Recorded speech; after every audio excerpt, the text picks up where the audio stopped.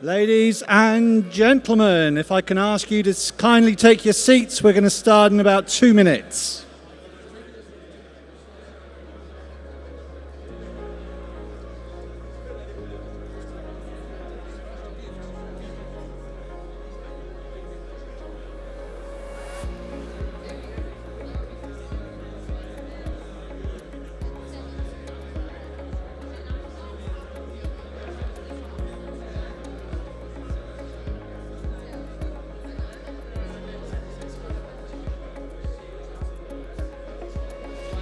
Quiz hand.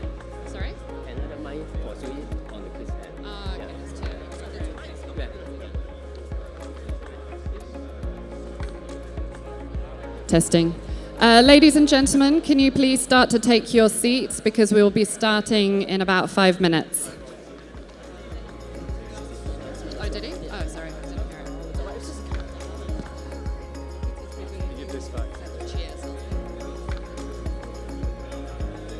They don't listen. 3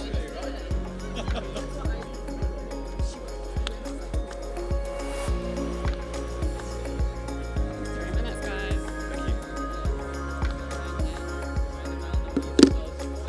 Thank you so much. Thank you.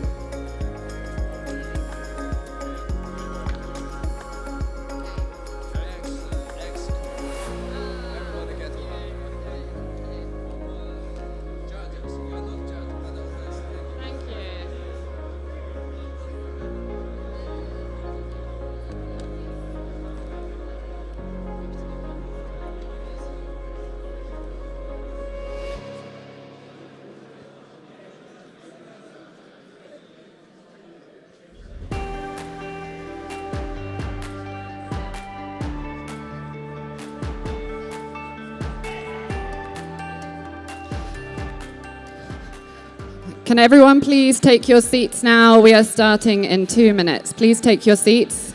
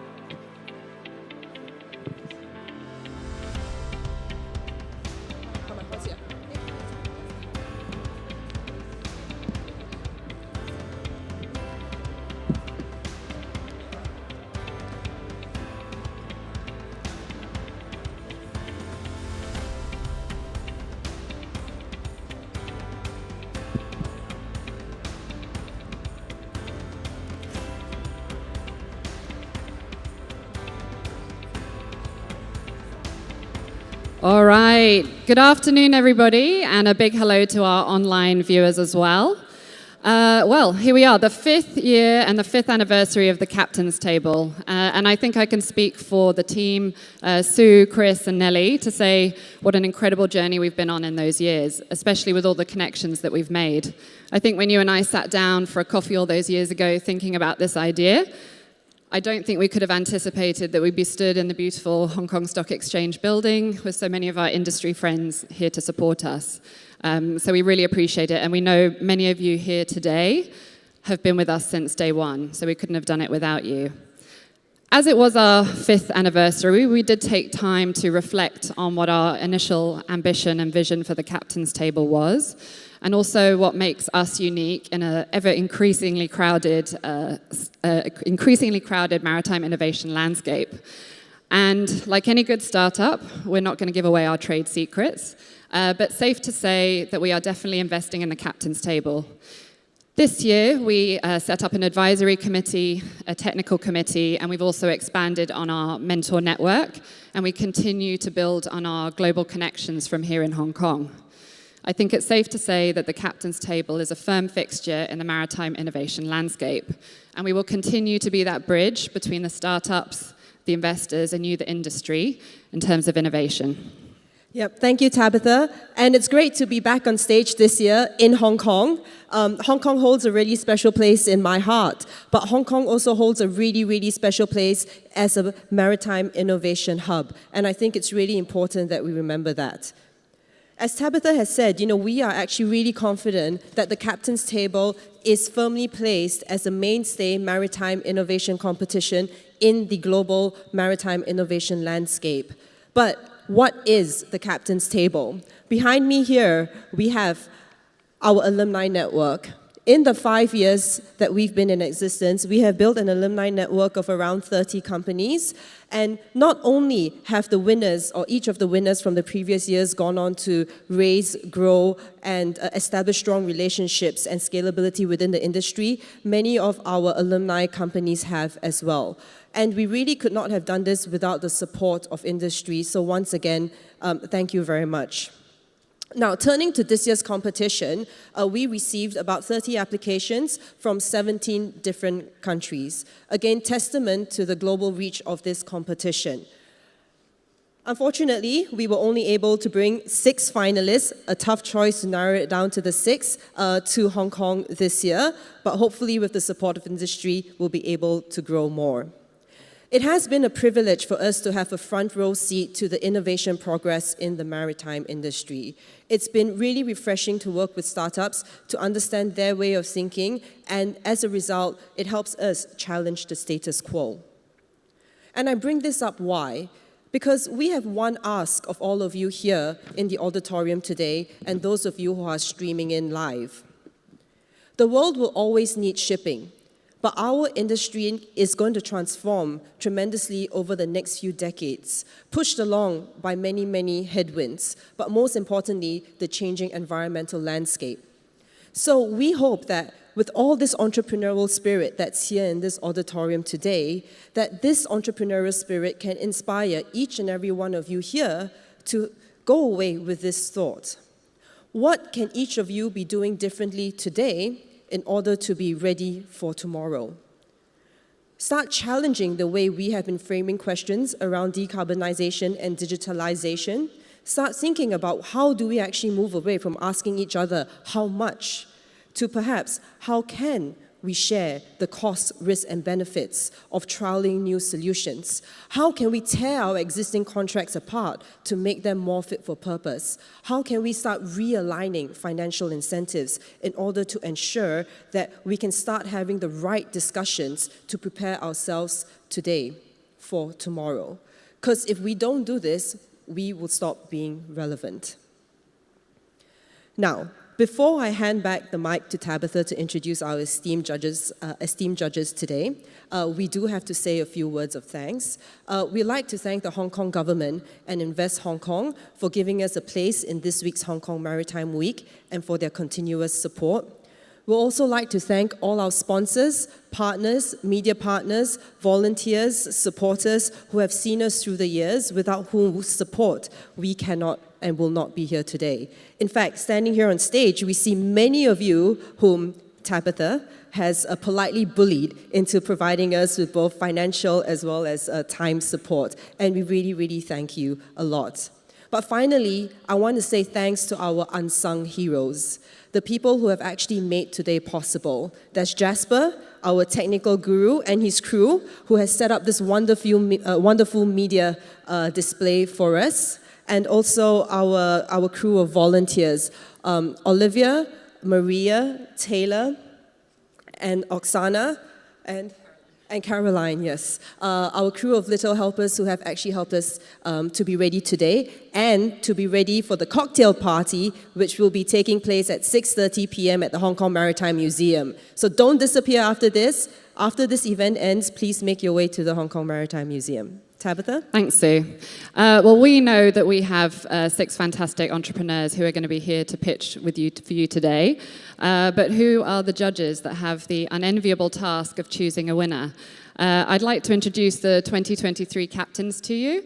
In no particular order, we have Joshua Politis, who's the Deputy Managing Partner at Transport Capital, Captain Sanjeev Mathur, who's joining us as Senior Vice President for APAC region from One Ocean LR, Shah Irani, who's the Chief Technology Officer at Fleet Management Limited, part of the Caravel Group, Martin Frugard, Chief Executive Officer for Pacific Basin, Gautam Chelaram, Chairman of KC Maritime, and Amel Renew, who's Head of ZBox APAC.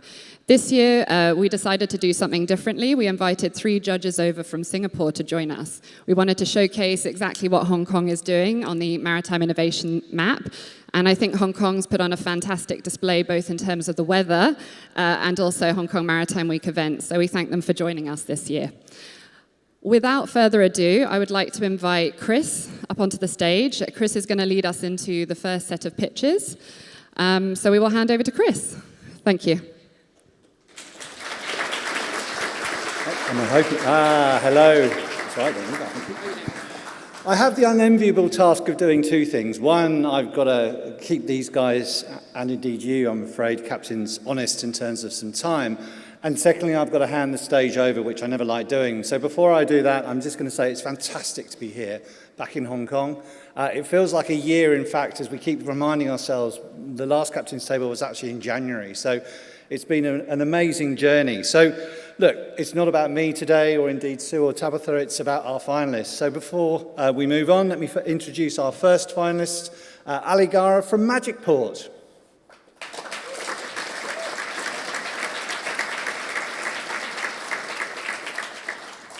Before you carry on, I did forget one very important thing, which I'm being glared at about. I'm sorry, I should explain the format. The judges know the format. I should do it for everybody else.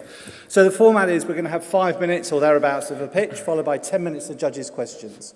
We're going to run the first 3 of those, and then we'll take the judges away. We'll give you an opportunity to both take part in our public vote, but also start registering some questions. So there were some QR codes when you came in. We'll give you the opportunity to see those QR codes again. The judges will come back, we'll take our final 3 finalists through, and then we'll take the judges away to deliberate completely for as long as they need, at which point we'll bring all of the finalists up on stage for about a 20-minute Q&A. So I really do encourage you to think about the types of questions that you'd like to ask them, and then put them into the shared app. We will also be walking around with some roving mics as well. So just make sure I did that bit. That's my bit done. And Ali, now I will hand to you. Magicport aims to change the way maritime operations are conducted by connecting key players on a single digital platform. Their mission is to eliminate waste of time and resources that often plagues the industry, empowering maritime professionals to collaborate seamlessly and achieve smart and sustainable shipping practices. Hi everyone, Daigaho. I'm Ali, I'm founder of Magicport.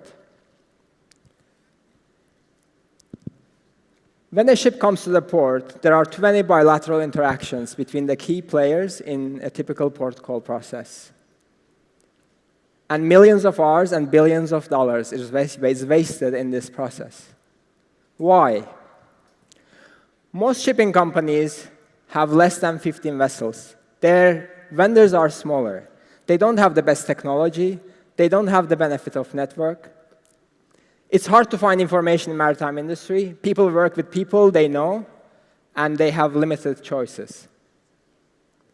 Finally, there's a lot of manual works, mistakes, complexity in port call operations because there is no good software for collaboration during port call process. These things add up, and very few companies use data or analytics to make better decisions. So how can we change this?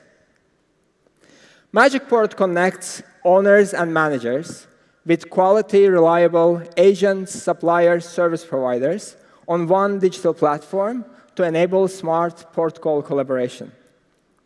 We connect this trusted network on one digital platform, which is magicport.ai, where they can find information and find partners.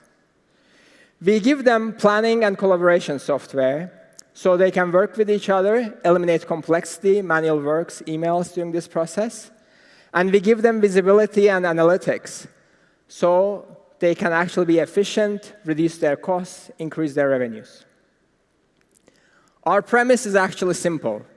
You don't have to be the biggest company in shipping industry to have the best technology or the benefit of network. We are based in Singapore. We have 14 team members in different cities. We have 37, actually today 38 paying customers in 24 countries. Last month, 15,000 people came to our portal to find information and partners. So let's see how Magicport is transforming ship operations in real life. Your ship has stopped in the middle of sea due to a malfunction. You have to call everyone you know to find referrals. The person you find, they don't even have a website, but your friend swears you can trust them and swear the $20,000 prepayment. On Magicport, you can search and find what you need in 1 minute. You can see their detailed profiles. You can see reviews and ratings by other verified users, and you can reach out to them directly on the portal. Now let's say you are at the port. You have to find information. You have to coordinate many workflows. You have to keep an eye on expenses, and you have to make sure everything is reported. That's a lot of work. On Magicport, your different departments can collaborate between themselves, their agents, and their vendors. They can keep an eye all on the key workflows and tasks. They can approve expensive and important expenses when they happen, not after the port call, to make sure that there is no disputes, and everything is kept in one place. A key pillar in this infrastructure is our global agents network. We select our agents carefully. They are ambitious. They are obsessed with customer success. They are tech-savvy. They use data and feed you analytics, so you can stand out as well. Our challenge here to ourselves: can we do a port call without sending a single email? Yes, we can. Despite all the talk about data, less than 5% of shipping companies use data in any meaningful form. We combine data from our software with broader maritime data to give intelligence to our customers so they can be more efficient, they can be more profitable. Most of our customers really like this. Actually, half of our revenue comes from this product. Owners can use this information to make better buying choices. They can manage more ships with less people. Their vendors can also benefit, of course. They can also improve their operations with software, and they can also improve their services and find new customers. We want to transform how we do ship operations. We want to empower people and companies so they can deliver their best. We want to liberate people from daily drudgery of manual work so they can be happy, they can be efficient, and they can focus on higher value. Everyone is talking about bringing talent to this industry. We can do that by making our work more appealing. Finally, we will save more than 10 million tons of carbon by reducing idling and enabling just-in-time operations because we give people visibility and we enable collaboration during port call process. Just one opportunity for impact here. We can save 10 hours per port call. That means we can save 20 million precious human lifetime. That's worth more than $1 billion if you want to put a dollar sign on top of it. We want to change how we do ship operations. Obviously, we can't do it alone. We ask you to join us so we can do this, and you have the power to do so. Please join us. Let's change how we work every day. Doing so, we can change how our industry works. We can change lives, millions of lives. We can change our industry. We can change the world. Thank you. Dozesai, Sisye.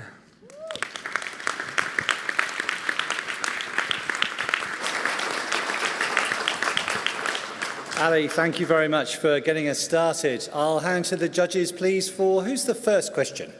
Thank you very much. Thanks for that presentation, Ali. A lot of hard work involved in that. A question for you. How are these agents selected, and how do you incentivize them to remain active on your portal? Yes, a very good question, and actually it's fascinating because it is, to a large extent, a self-selected group. The agents that we find who are willing to work with us, who like this idea of 21st century agents network appealing, they are mostly entrepreneurs. They are very ambitious. They want to grow their business. They want to use technology. Like one of our agents, they use our tool, for example, to keep an eye on every single vessel that visits the airport. And when they reach out to them, they give them some useful information. So how we keep them engaged, obviously, it's community building. Magicport is a community process.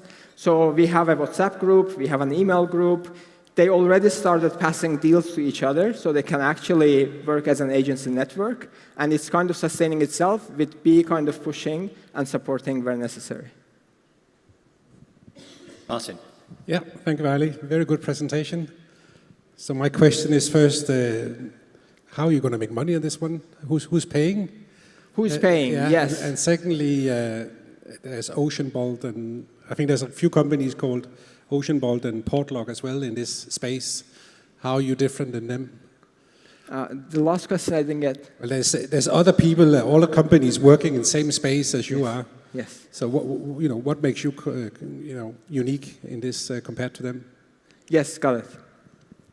So who's paying? Obviously, as I said, we serve people in different ways. We give them visibility, we give them software, we give them intelligence, and obviously all those products are priced. So to be part of the network, there's minimum maintenance fee that people have to pay. They buy, like agents buy operational software, port call collaboration software. It's agency at the center, so when they buy it, they have to pay for it. And then when they buy software or data as a service, they pay for it. And of course, when ship owners, managers, they come and they start using this network, we will have to charge them in some way as well. So about competition, obviously there are many people with similar ideas, but I haven't seen actually anyone with this kind of scope. There are companies in agency, in procurement, not so much in the services side. Some of them are established companies, some of them are new startups. None of them has more than 10–15% market share. So this shows us that actually there is a lot of potential. 80–90% of supplier service providers, agents we talk, they don't have software, operational software. So I have no questions about what can be done. So I think there is enough space and there's enough work to be done. Hello? Thank you, Ali. It was really nice pitch. So if I understand well, your market focus is more small and medium enterprise, which is a tough one. Can you explain more in details your go-to-market strategy? And secondly, what are the entry barriers that you are building so to make you more unique? Yes, yes. Actually, I mean, yes. When I say our premise is you don't have to be the largest shipping company in the world. Yes, someone who has 50 ships or 100 ships, they can also benefit from this network. Because actually we are talking to a ship manager, they manage hundreds of ships, and their agency networks still use email and Excel.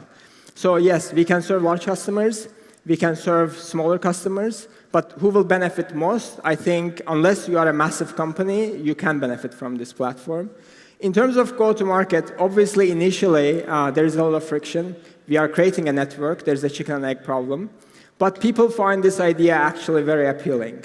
For example, just a few days ago, I was talking to a ship manager, and they said, yes, when you have that global network of agents who run on data, on intelligence, on software, please come to us. We would love to do this. We would love to have visibility into port calls. This is something needed. So there is no question about the need. So we are talking to agents, service providers, suppliers. Many of them, they are signing up. We are almost adding customers on a weekly basis now. I think it will have a snowball effect over time. As the word of mouth spreads around, as our network is shaping, ship managers like this lady who wants to come on board, I mean, it's a strong pull factor, right? So I think we already have momentum, as I mentioned, with the number of people coming to our portal. But as the network grows, I think it will accelerate. Gautam. Sorry. Ali, great presentation. My question is around bringing efficiency to your platform. And when you're going to your customers, how are you selling it in terms of the actual savings that they're getting? I mean, you've put the number of hours, but everything actually calculates into dollars and cents. So when you do it, how are you actually telling them what the savings will be? Yes. So, I mean, of course, we have different stories for people who support and provide services and owners, managers. I think for the software part, it is basically how can you be more efficient? And I think everyone understands that there's just so much email. I mean, in a port call, there can be 500 emails. I mean, I'm sure you know better than I do.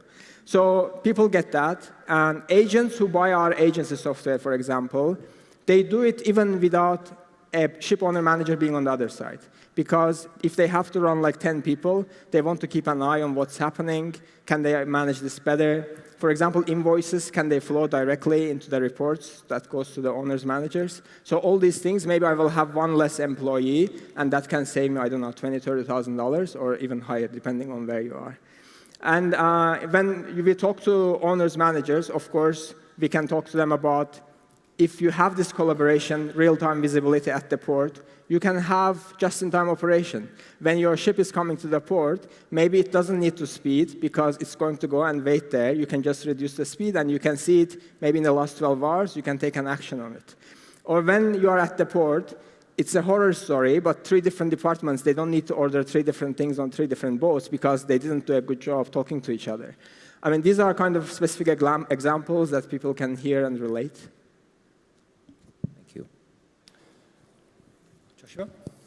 Yeah, thanks, Ali. Look, as a platform, you obviously benefit from network effects, and especially early on at the beginning. How do you get people? Because, I mean, for a supplier to claim their profile, they need to believe that people are coming to the site. So how do you manage that, and how do you make the most out of it? Yes. Actually, I think what's helping us is our platform approach here. Because when I talk to a supplier, I am not just offering them a visibility, right? You be in this platform, someone will come and find you. There is that, but most of them, they understand that this is an investment. We are building this platform together, and it will come later on. What I'm offering them immediately, yes, you will have a very nice profile. It will be much better than your current website. And in many cases, 50% of them, they don't even have a website. The second one is that we give them operational software. So some of them actually buy that.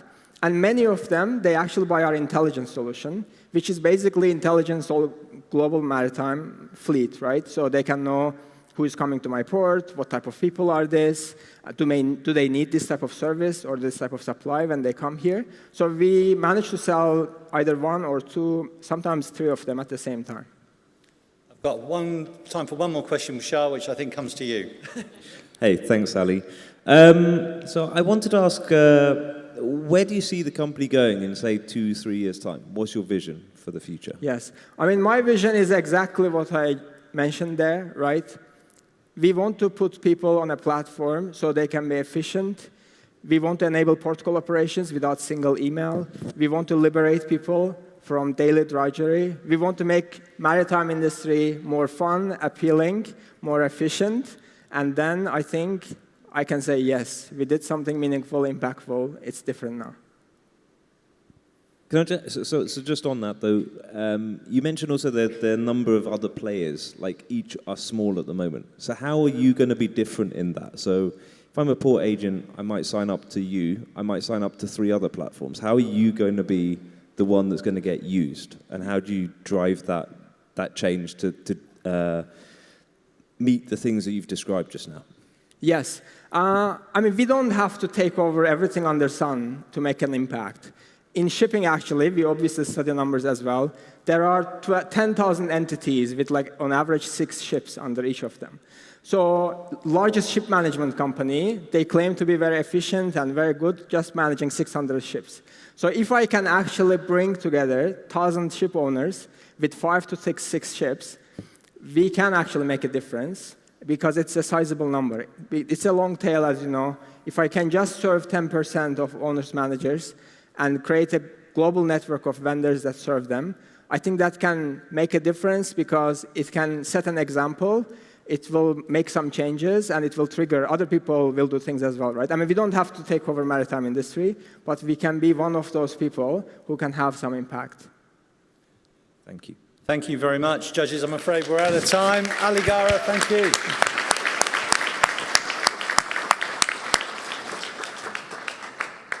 Just one thing before we bring our next finalist on. For those of you that would be interested in having a look at the materials that are supporting our finalists, rather than printing out hundreds of copies, there will be a QR code where you can access all the materials available as we go through today. Okay, let's move on to our second finalist for this year. It's my privilege to introduce Captain Karthik Ramesh from Marine Insights. Marine Insight is the leading platform for maritime information and education. Their product, Marine GPT, is a cutting-edge SaaS solution that leverages the power of artificial intelligence to revolutionize decision-making on ships.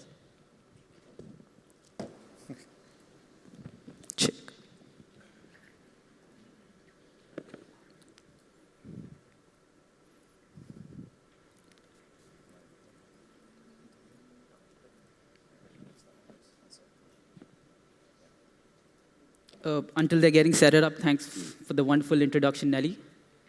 And it's great to be here. A very good evening to all our distinguished judges, ladies and gentlemen in the audience. My name is Karthik Ramesh, and I represent the 21st century modern-day seafarer. I've been a navigating officer on board ships, and I'd like to narrate a few incidents from my time at sea that led me to realizing a significant issue in the maritime industry. We were sailing amidst the Pacific about a call port the next day, and we had a critical main engine malfunction. All the engineers rushed to the scene, trying to troubleshoot the scenario, chasing information, opening manuals, PDFs, calling office, but that eventually could not happen. This led to a 12-hour downtime causing financial losses and cargo delay. That brings us to a problem statement, which is the lack of readily accessible, accurate, and reliable information on ships to take quick decisions. I remember tons of incidents at sea when we were just chasing information and losing time. And time, ladies and gentlemen, is the most valuable currency in the world of commercial shipping. When you're chasing information, it leads to delayed decision-making, decreases efficiency, loss of time and revenue for ship owners, and in critical situations, leads to loss of life as well. The bigger problem in the industry is that, and I'm sure all of you will agree with me, that information across the industry is fragmented, and there's no one-stop, single unified solution where all maritime information is available. That is when we at Marine Insight decided to make Marine GPT, which is a one-of-a-kind multilingual conversational chatbot that leverages artificial intelligence to make sure maritime information is available at your fingertips. We aim to create the next Google and ChatGPT of the maritime industry. Marine GPT is trained on vast amount of in-depth and technical maritime data, making it the world's largest centralized hub for all maritime information. Marine GPT can integrate with your ship's PMS, company SMS, and provide actionable insights. It can give you the latest regulatory information, for example, the latest SOLAS regulation, EU ETS regulations. It can assist with machinery troubleshooting. If you have an issue with your main engine, just ask Marine GPT. It can also help you with reliable health assistance and improves resource accessibility. The potential of such a platform, ladies and gentlemen, is limitless. So how does Marine GPT work? If I may draw your attention to the screen, all you have to do is ask a query. Marine GPT's AI algorithms analyze the data, and it provides actionable insights as a response. But how do you know this response is accurate and reliable? What Marine GPT does is it provides a source of reference to cross-check so that you have two-factor authentication. Ladies and gentlemen, the value we provide here is the privilege of time. So that this means that you can utilize your time in doing tasks that actually matter rather than spending it in chasing information. This, in turn, improves decision-making, saves time and money for ship owners, and in critical situations may also save lives. And that is the value we are offering. So how do we generate revenue? This is collectively a $2 billion market where we are following a holistic approach covering all end users of the maritime industry. Marine GPT can be used on board ships as a ship-specific AI chatbot. It can be used by shipping companies, by vessel managers, superintendents to provide better technical assistance to their ships. It can be downloaded by any marine professional for upskilling, as well as it can be used by marine institutes through AI-powered learning management system. So it is a one-stop shop which has multiple applications, and we follow a revenue model of subscription-based. So what makes this platform so powerful? Marine GPT has been trained with over 2 million plus data parameters that have been contributed by over 50 plus subject matter experts who have contributed from various domains of the maritime industry, be it naval architecture, maritime law, etc. Through our beta testing, we currently see a response accuracy of 95%, and we plan to improve this over the next few months through our pilot projects. Ladies and gentlemen, if it's maritime, you will find it on Marine GPT. So why should you choose Marine Insight? Marine Insight has already been a leading player in dissemination of maritime information. We have been ranked as the #1 maritime website for information, and we see about 40 million plus page views per year in our website. We already have our distribution channels in place where we have a community of over 1.5 million community on our social media platforms.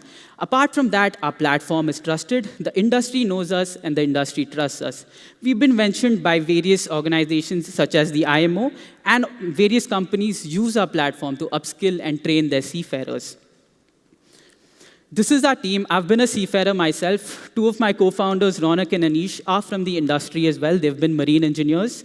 And fun fact, all three of us have passed out from the same college, just 15 years apart. So they bring in the wisdom and the experience, and I bring in the youth, the energy, and the passion. And we have a great synergy in the team. So it is a platform that is built for marine professionals by marine professionals. So what do we want from the captain's table? We have set a few goals for 2024. We want to be on 1,000 plus ships and empower 50,000 plus mariners, and we want your support, guidance, and collaboration. We are looking for pilot projects to collaborate on, and we want your support. We are currently bootstrapped, but also looking to raise about $500,000 in the next few months for market growth and research. There are about 100,000 ships, 2 million plus marine professionals, and 12,000 plus marine companies and institutes. Ladies and gentlemen, AI is not here to replace any of these stakeholders. It is here to empower these stakeholders. We are here to leverage technology so that we can provide maritime information at their fingertips. At Marine GPT, we want to create a single unified solution for all maritime information, and we are very driven and passionate about this goal. We are here to build the future, and we need your support. Thank you so much.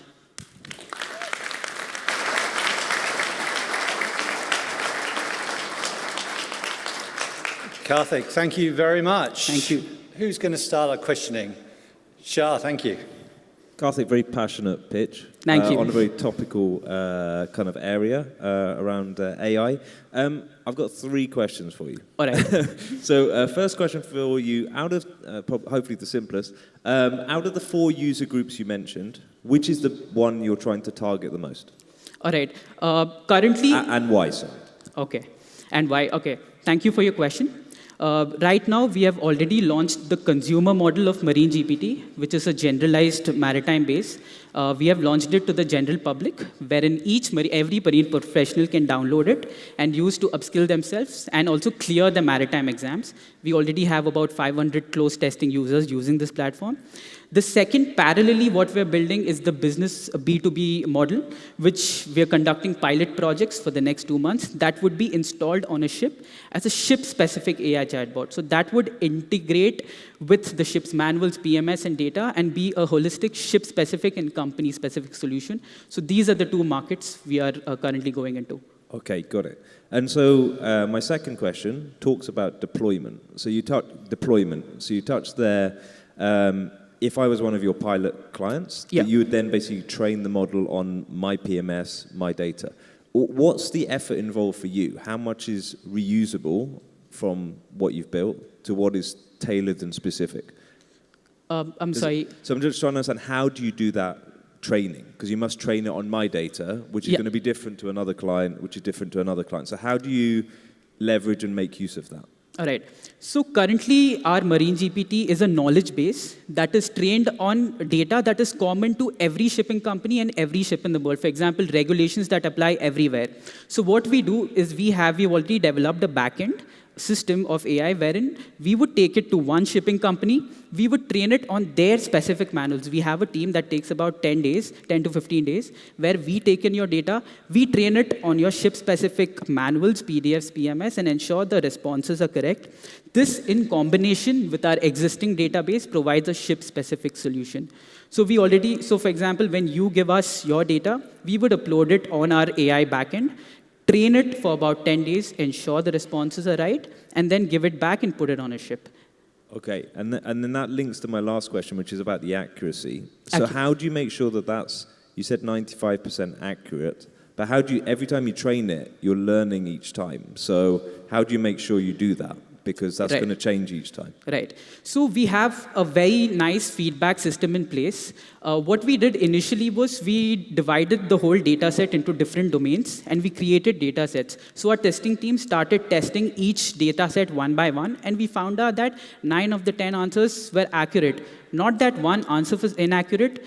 The details of the response was quite less.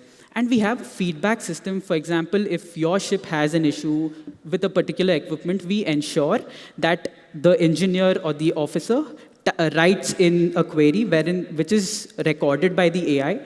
So in case in any other ship the same issue is repeated, the AI knows that in that particular ship this was done, and it already has that repository of data. So you have a very closed loop of feedback system and a team that sits back that constantly monitors this data and ensures it is accurate and delivered right.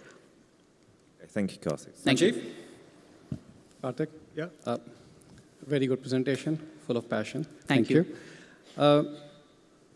You do train the data, you do train the AI on the data which is available, all the information available to everyone.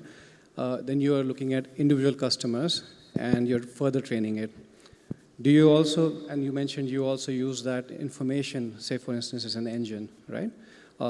Perhaps it's used across with other customers as well.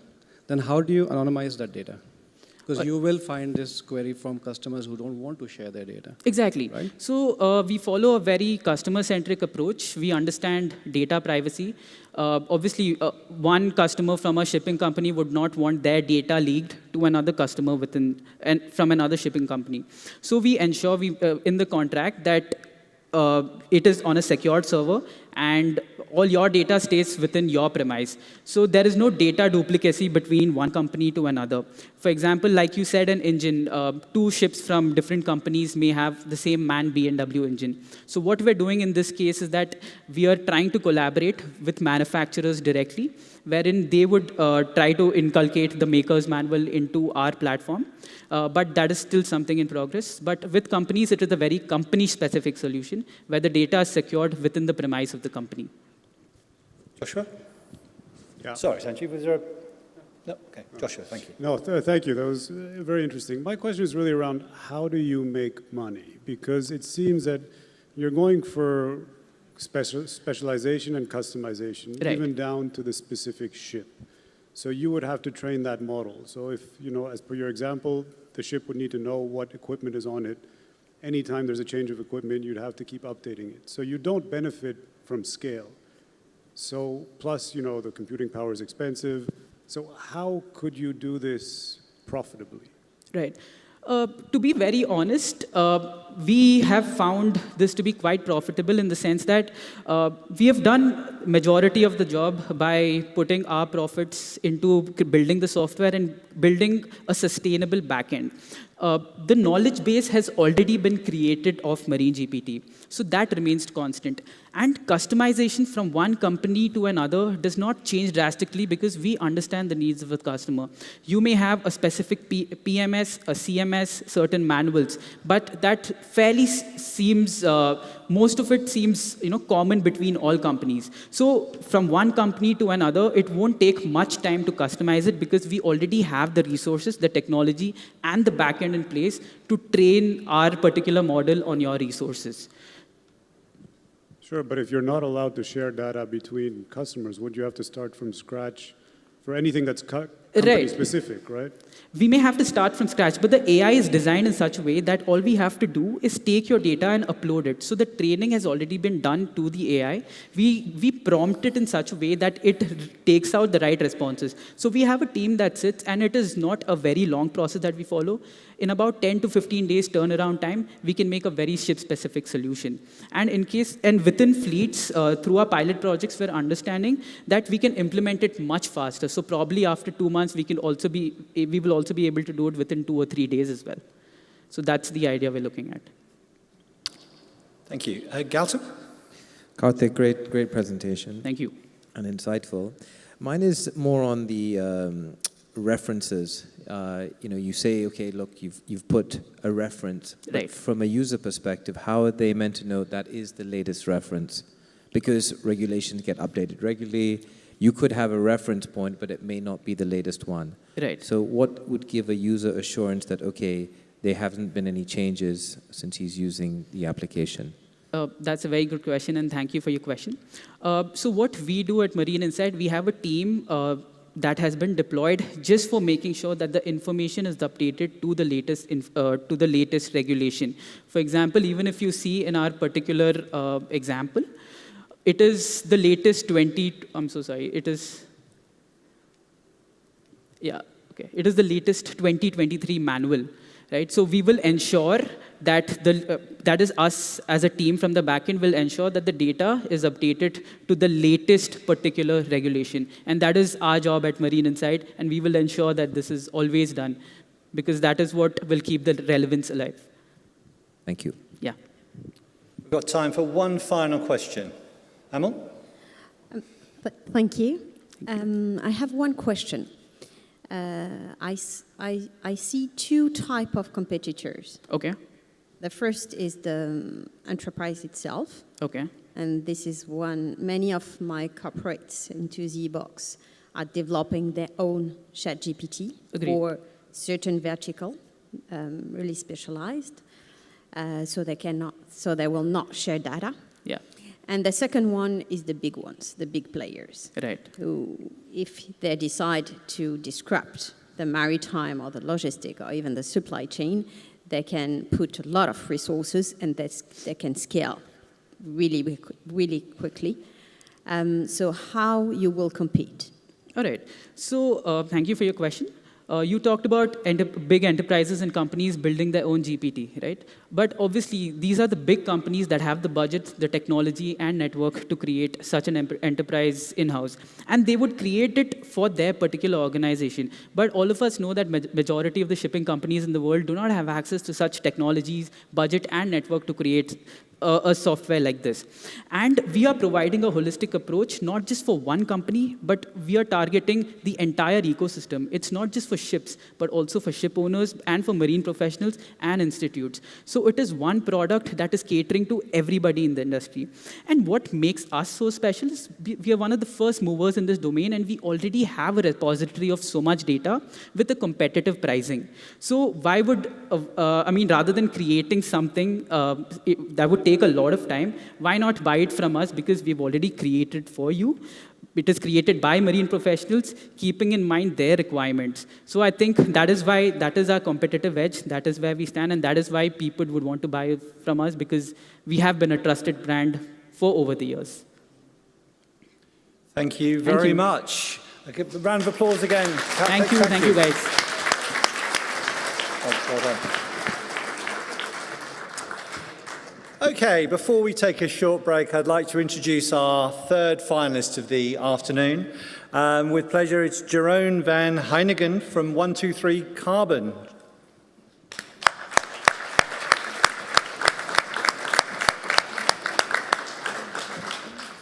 One to Three Carbon was founded with a noble mission to accelerate the decarbonization of transportation.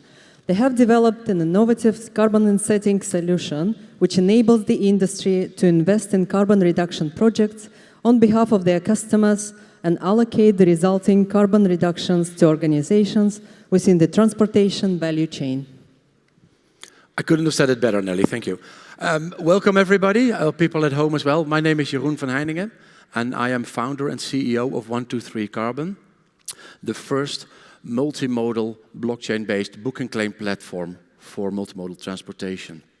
I have over 16 years of background in decarbonizing multimodal transport, and I was one of the founders of Good Fuels, a globally operating advanced biofuel supplier, a company that we successfully sold in 2019. And I'm here today to discuss with you an important challenge that fleet owners and fleet operators are having around decarbonization. They're being pressured more and more to reduce the carbon intensity of their fleet, either through the use of biofuels or through the purchase of new vessels. And any of these technologies still come at a premium, typically CAPEX or OPEX, and they need to be recovered. And this is where we see the challenge. We don't see the market, the customers yet willing to pay for these type of solutions. So there's a little bit of a challenge here. So how, as a fleet operator, as a fleet owner, can you recover the costs of your low carbon investments without compromising your competitive position? Now, let me take an example of how Maersk has dealt with this issue. And this is a press release that Maersk issued in August 2021 when they announced the purchase of their 8 biomethanol vessels. You see in the same press release that they are engaging with their strategic accounts and basically selling the carbon of those vessels to those strategic accounts. Now, there are two elements which are quite interesting here. One is they are selling the carbon ahead of the commissioning of their vessel, reducing the risk of being able to recover their costs. The other thing is that the cargo of these customers will likely not be transported on these biomethanol vessels. And that's a real game changer in this industry. And let me show you how they did it. They can do this through to a new carbon accounting methodology called book and claim. And this methodology has been published by the Smart Freight Center in June earlier this year and is being adopted globally across air, marine, and road transportation. And what it allows a fleet owner or an operator to do is to debundle the carbon reductions from the actual transport activity, put them in a central registry where they are booked, and then allocate them to specific customers that are willing to pay for that solution. And the customers that are buying these tools can actually report this as an actual reduction, even though their cargo hasn't physically been on board of that vessel. And that creates a huge amount of flexibility and scalability and opportunity to recover your costs. 123 Carbon was specifically designed to manage book and claim on your behalf. We can implement within 1 month, and we operate multimodally. Why? Because we see freight forwarders and cargo owners want to bring these reductions to their customers regardless of the modality that they are using. So we think from that perspective, we need a multimodal solution. How does it look like? Our platform is fully operational and we can implement within 1 month.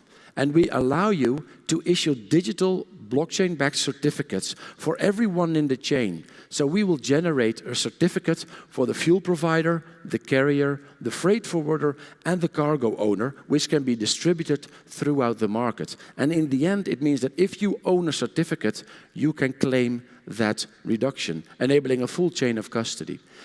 Every single certificate provides complete transparency as to the origin of that reduction, with about 30 to 50 data points, and it is secured and backed by a legal infrastructure of contracts, ensuring the integrity of that inset. And with this tool, we have about 5 to 10 months ahead of the market. Our revenue model is relatively simple. Everyone needs an account, so that's a subscription model, and from that point on, it's a pay-per-use system, depending on the amount of tokens that you either issue or transfer.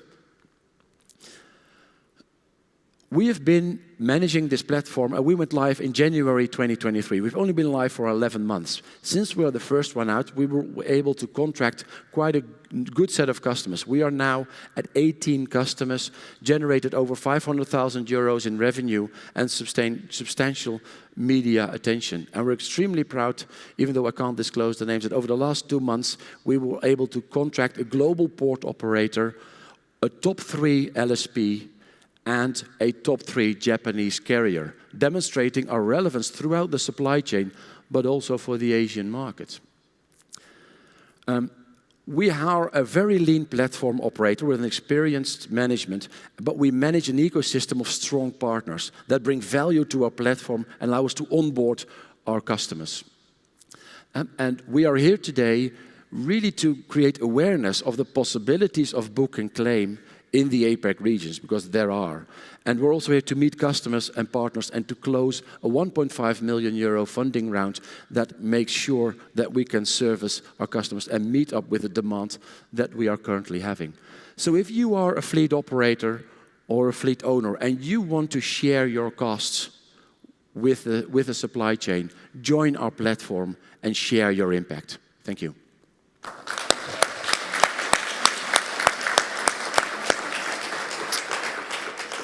Jeroen, thank you very much. Martin, you have a microphone in your hand. Yeah, super interesting presentation. Thank you very much. Thank you, Martin. Could you explain, I have 2 questions, could you explain a little bit about the verification or validation of the saving? And I think I understand if it's biofuels you use, I think that verification is easier, but it sounds a little bit like you're also talking about other investments in reductions on the ship. Yeah, if we talk about the scope of work we can do either fleet renewal or biofuels. So we are now in the process of doing biomethanol, liquid biofuels. We're even moving into wind-propelled insets, which are valued at around 2,000 euros per ton CO2. So we can deal with the entire technology spectrum and the entire modality spectrum. The one thing that we cannot do today are efficiency projects, because they're more difficult to isolate the impact. So we need guidance. We need global guidance, but we really want to make sure that we can do retrofits, but we need further guidance centrally that's been accepted before we can move into those type of topics.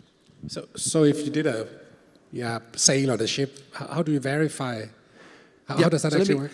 Let me share with you, and I need to move forward a bit. This is our issuance process. We have a 4-step issuance process. First of all, we determine how was the inset generated, who is coming to us, the fuel provider or the carrier or the freight forwarder. And then we set the legal framework. What kind of legal contracts need to be in place for that person to issue the certificates in an integral way.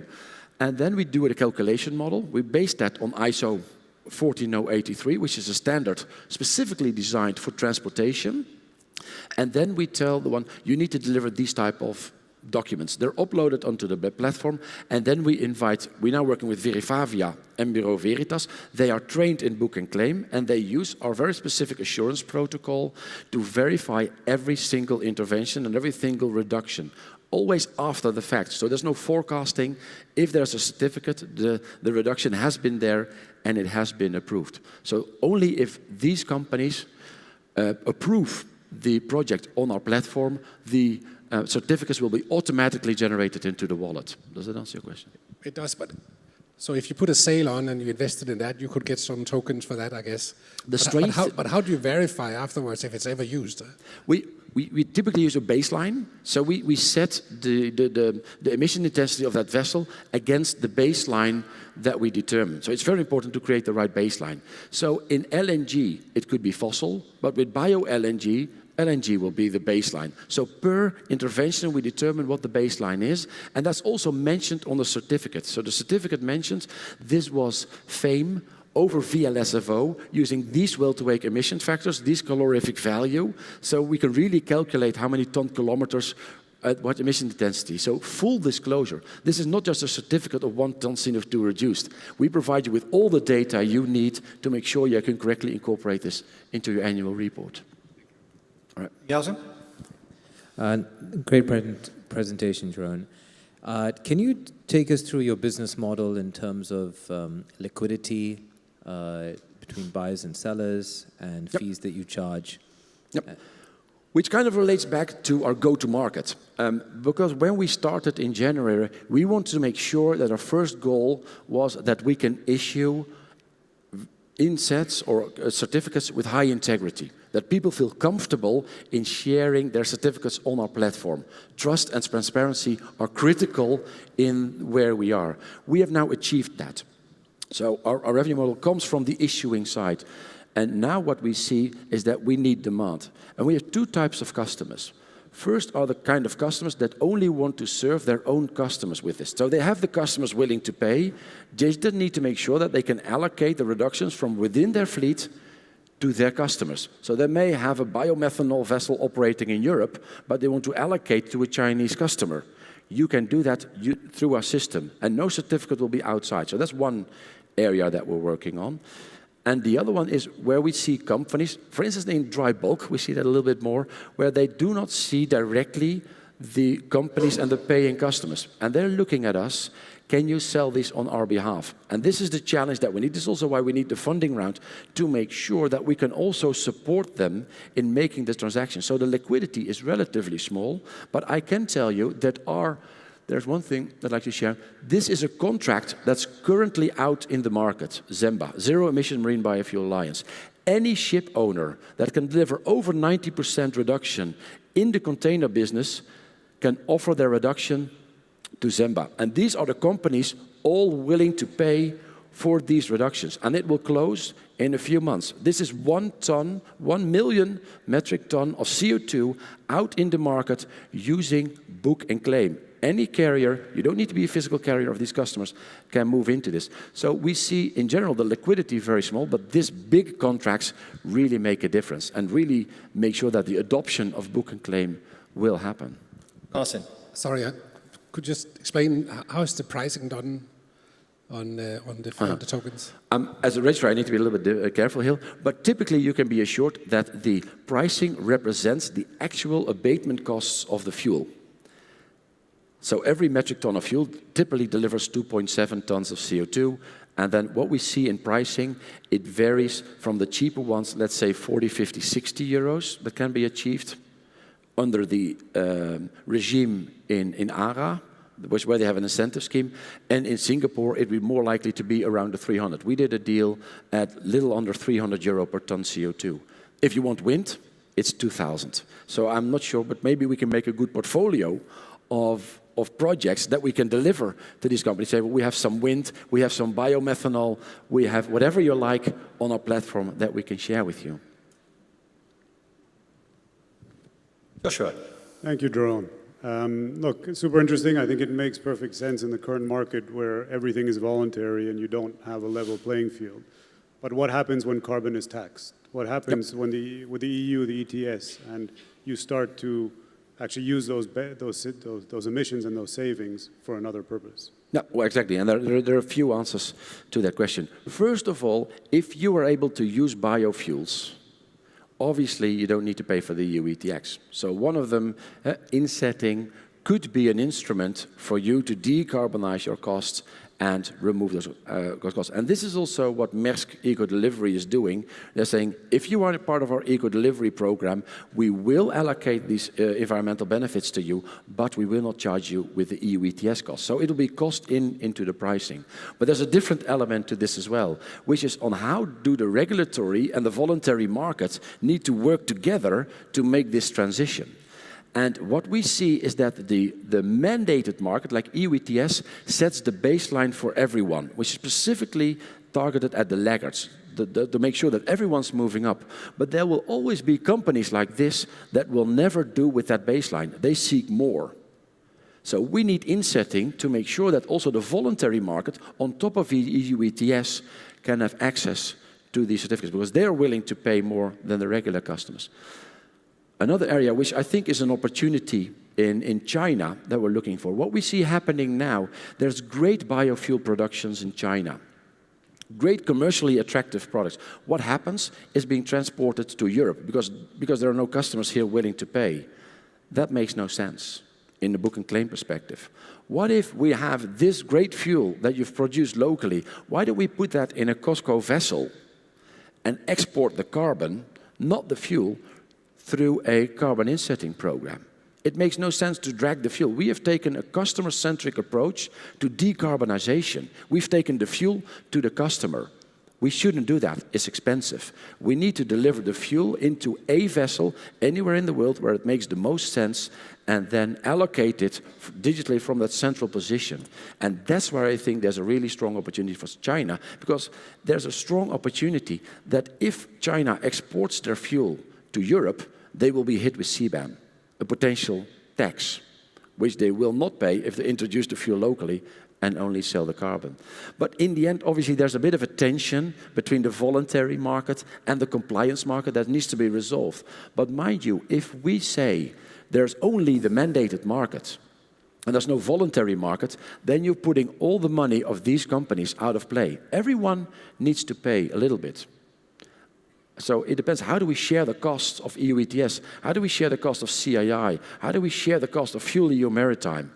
Do we do that by raising the prices for everyone, where everyone is dissatisfied? Or do we allow a differentiation, where we sell the environmental bits to those that want to pay and give the rest an accounting price? What would that do to the competitiveness of the market? And also modality switches. So there's still a question that's open. I can't answer that because I'm not a legislative body, but we do see that we need this type of solutions. And they're already happening in aviation. We can learn a lot from that. We've got one very quick question. Shah, you had your hand up first. So. Yeah, so a very interesting topic. A quick question, who else has a platform like this using the book and claim system? We see a couple of them emerging, and there are a few ones. Some of them, if you look at Maersk, they're doing this in-house. So an in-house registry that they do with their home auditor, which is fine, but you can ask whether the customers at a certain point would want some more external validation. Then we see some private companies moving into this space. So for instance, Shell has developed a platform, Avelia, for their aviation fuels, also now moving to, but that's for their fuel only. So that's just that's a narrow, broad perspective. So they're coming in. And then we see some NGOs that are coming in. So RSB is coming in with a registry. And we're talking to them around interoperability. But they will always be basic registries. And we provide not just the registry, but also the integration. So at a certain point, you can allocate on a voyage-based level instead of on an account level. So we will always be ahead of those type of registries. But they will be there, and we will interact with them. And there will be multiple. Thank you. I'm afraid we're out of time.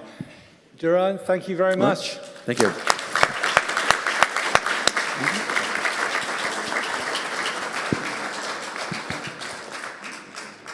Thank you, Chris, and thank you to our first three contestants. Before we take a break for the intermission, we'd like to show you the first two of our showcase videos. As mentioned earlier, we come across a lot of startups, but we can't bring all of them to Hong Kong. So we choose 4, which we'd like to showcase to this audience to see whether it piques your interest. And if it does, do feel free to give us feedback. So the first two videos will be the first two companies will be showcasing ShipArc AI. ShipArc is a software solution that looks to enhance maritime safety through predictive modeling. And the second company is Blue IQ, a sensor-related technology that looks to protect biodiversity at sea. After the two videos, we will take a quick 15-minute break, 15 minutes, at which point you will be ushered back in here for the second half of today's program. Thank you. Please sit back and enjoy the two videos.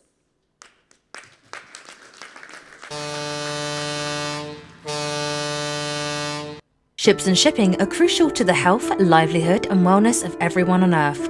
Without shipping, the world would come to a standstill. Shipping needs seafarers. These seafarers live and work far from their homes and families, in hazardous conditions and in harsh environments.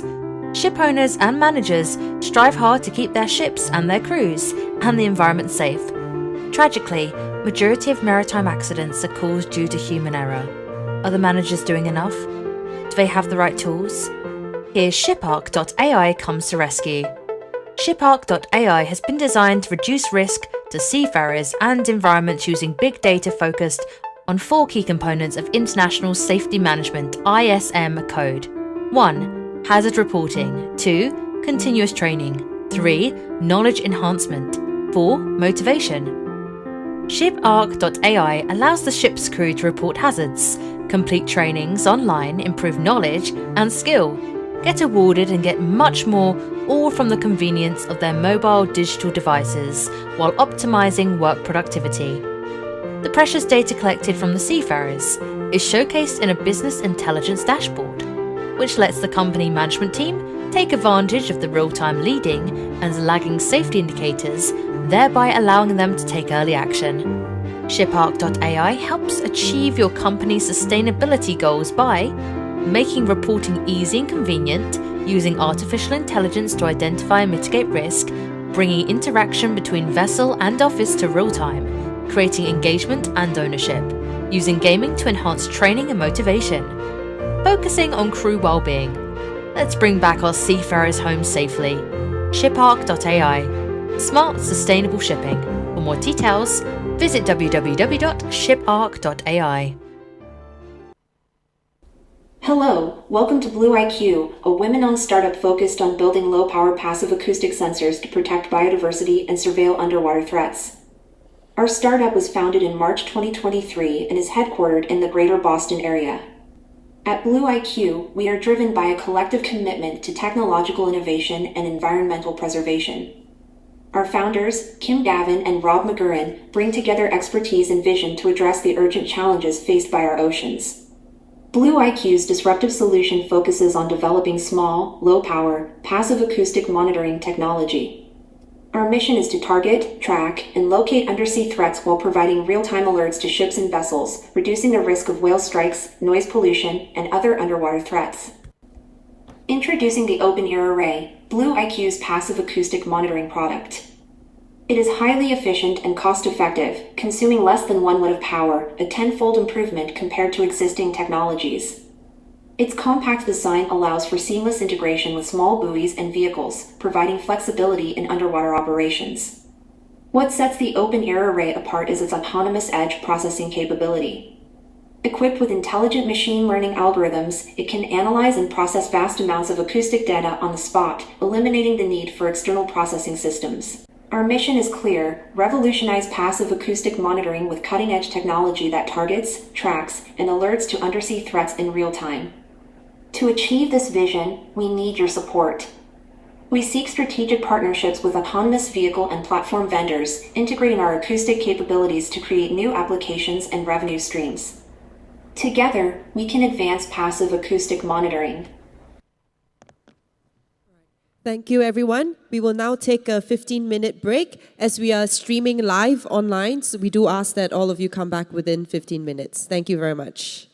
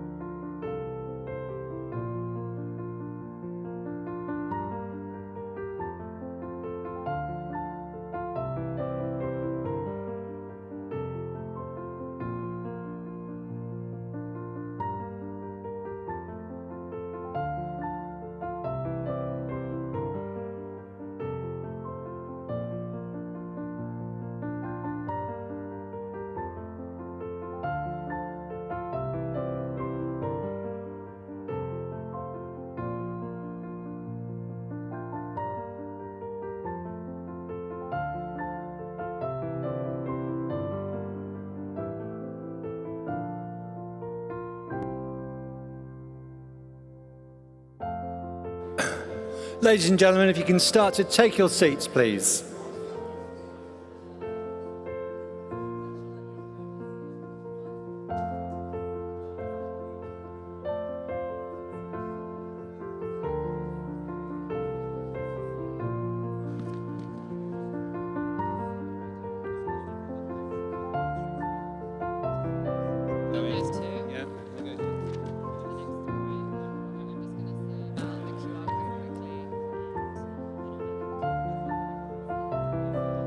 Ladies and gentlemen, if you can please take your seats now, we are going to commence the second half. Please come in and take your seats. You can bring your tea and coffee with you, please. Thank you.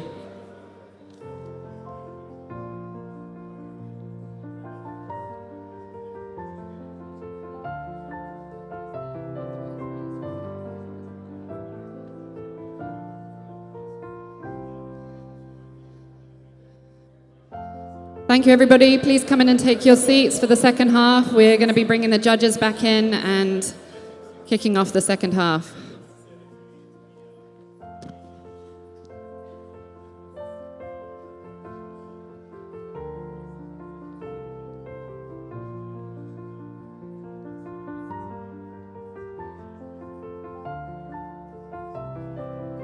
Chris?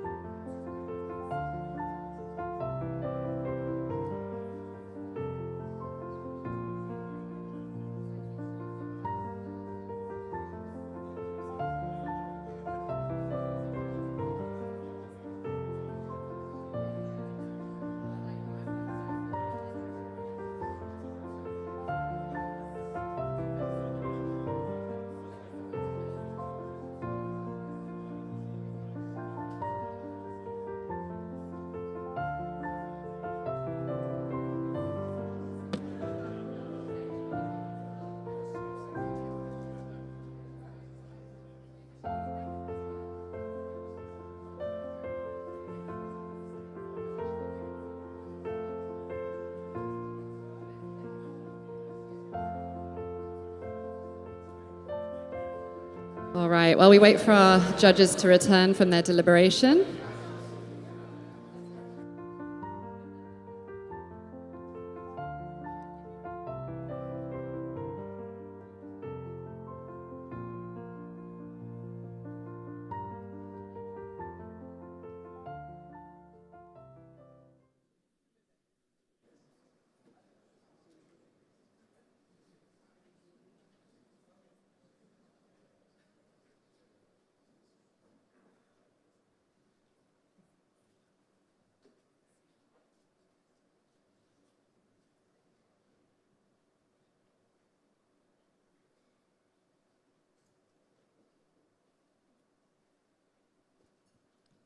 All right, good afternoon. We'll give our other two judges a couple more minutes to come back to their seats. I think they were feeling the pressure of deliberating after the first set of startups. I just wanted to say again, a huge congratulations to the first startups that went. It's really not easy to pitch live, especially in the heat, the lights, the crowd, and I think you'll all agree they did a really fantastic job. So we commend them for that. And it's been an amazing experience. They arrived with us on Sunday. We've been going through the boot camps, and it's incredible to see the transformation on stage come to life. Just a very quick reminder for those of us in the audience and at home, we do have a QR code where you can actually vote, but more importantly, ask questions for our startups. So the QR code will be dotted around the room, and we'll be sharing it again at the end. But please do start uploading any questions you have. We will also do questions live for the startups. And obviously, you can't vote yet because we've got the next 3 startups to come. So I will hand over to Chris. Thank you, Chris. Thanks, Tabitha.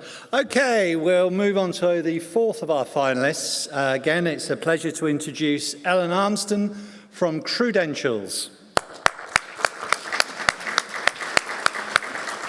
Thank you. Credentials is a digital platform that empowers seafarers and maritime organizations to seamlessly collate, verify, and manage their credentials. What sets Credentials apart is their unique approach of merging an independent crew profile with a dedicated business workplace. Thank you.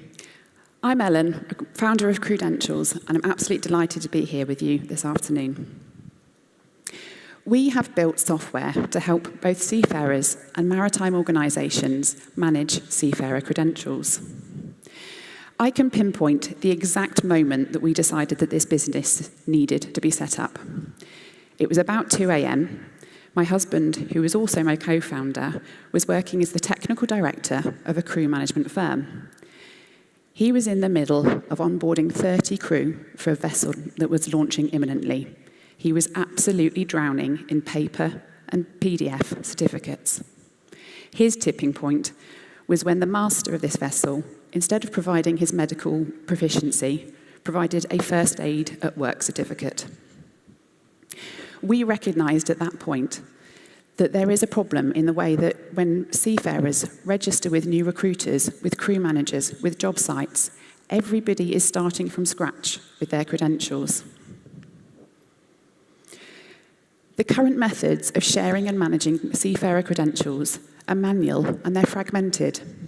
It means that data ends up sitting in silos. So the scale of the problem, this is happening on a global basis, on a daily basis for these seafarers operating across the world. There have been attempts to digitise some of these processes, mainly through sector-specific portals. So you've got a portal for your crew manager, you've got a portal for your job site, you've got a portal for your recruiter. Your documents are in each of them. We realised that we needed to think differently about this problem. So what we did, we analysed every single stakeholder in the industry and how those stakeholders interact with seafarer credentials. We then applied a think differently founder mindset, and we have built the first digital platform for managing seafarer credentials. So a platform model is one that enables interactions between multiple participants on common data. So it replaces those processes where data is taken from A to B to C. The Credentials platform is made up of 2 key solutions. The first is our crew profile. This is a digital wallet for seafarers to keep their qualifications in one place throughout their career and share it with whoever they like. It's free for the crew to use. Our second solution is our business workspace.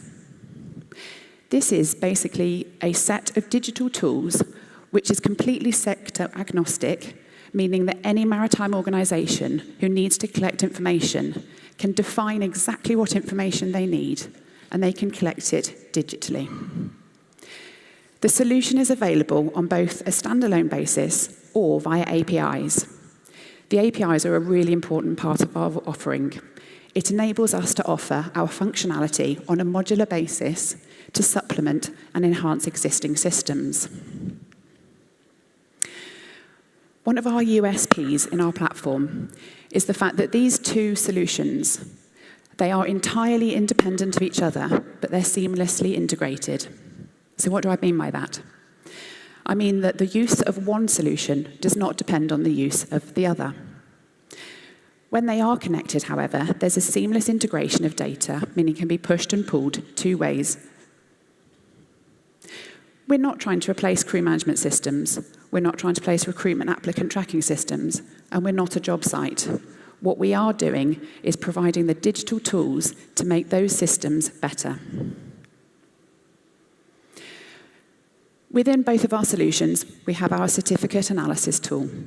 This is a really clever piece of technology that can scan any maritime certificate, extract the data, apply a load of really clever algorithms, and identify exactly what certificate it is, when it was issued, and if there are any expiry dates, also who it was issued by. With this reliable digital data that we are creating instantly, we can do so much. We can provide you with the tools to help verify certificates at source. We can help identify whether a certificate might be part of a fraudulent batch. We can help drive compliance quickly, efficiently, and really accurately. We have systemized decades of maritime knowledge into this platform, democratizing knowledge and making it available for all. Because all of the certificates and the data in the platform are consistently named and presented, we can provide really powerful reporting and analytics. So what?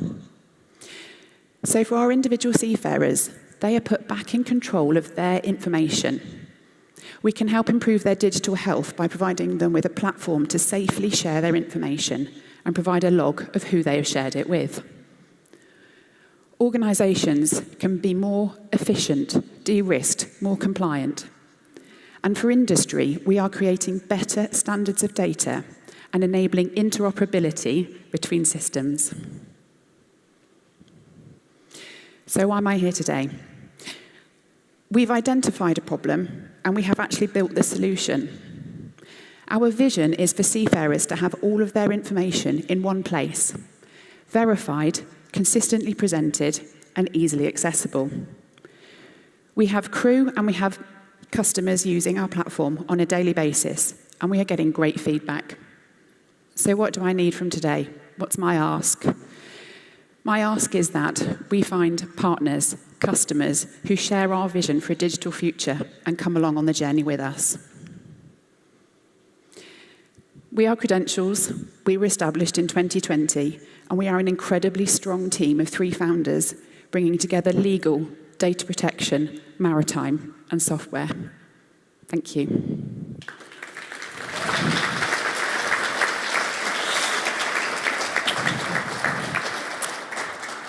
Ellen, thank you very much. Judges, Gautam. Hi, Ellen. Thank you. Thank you for a great presentation. Thank you.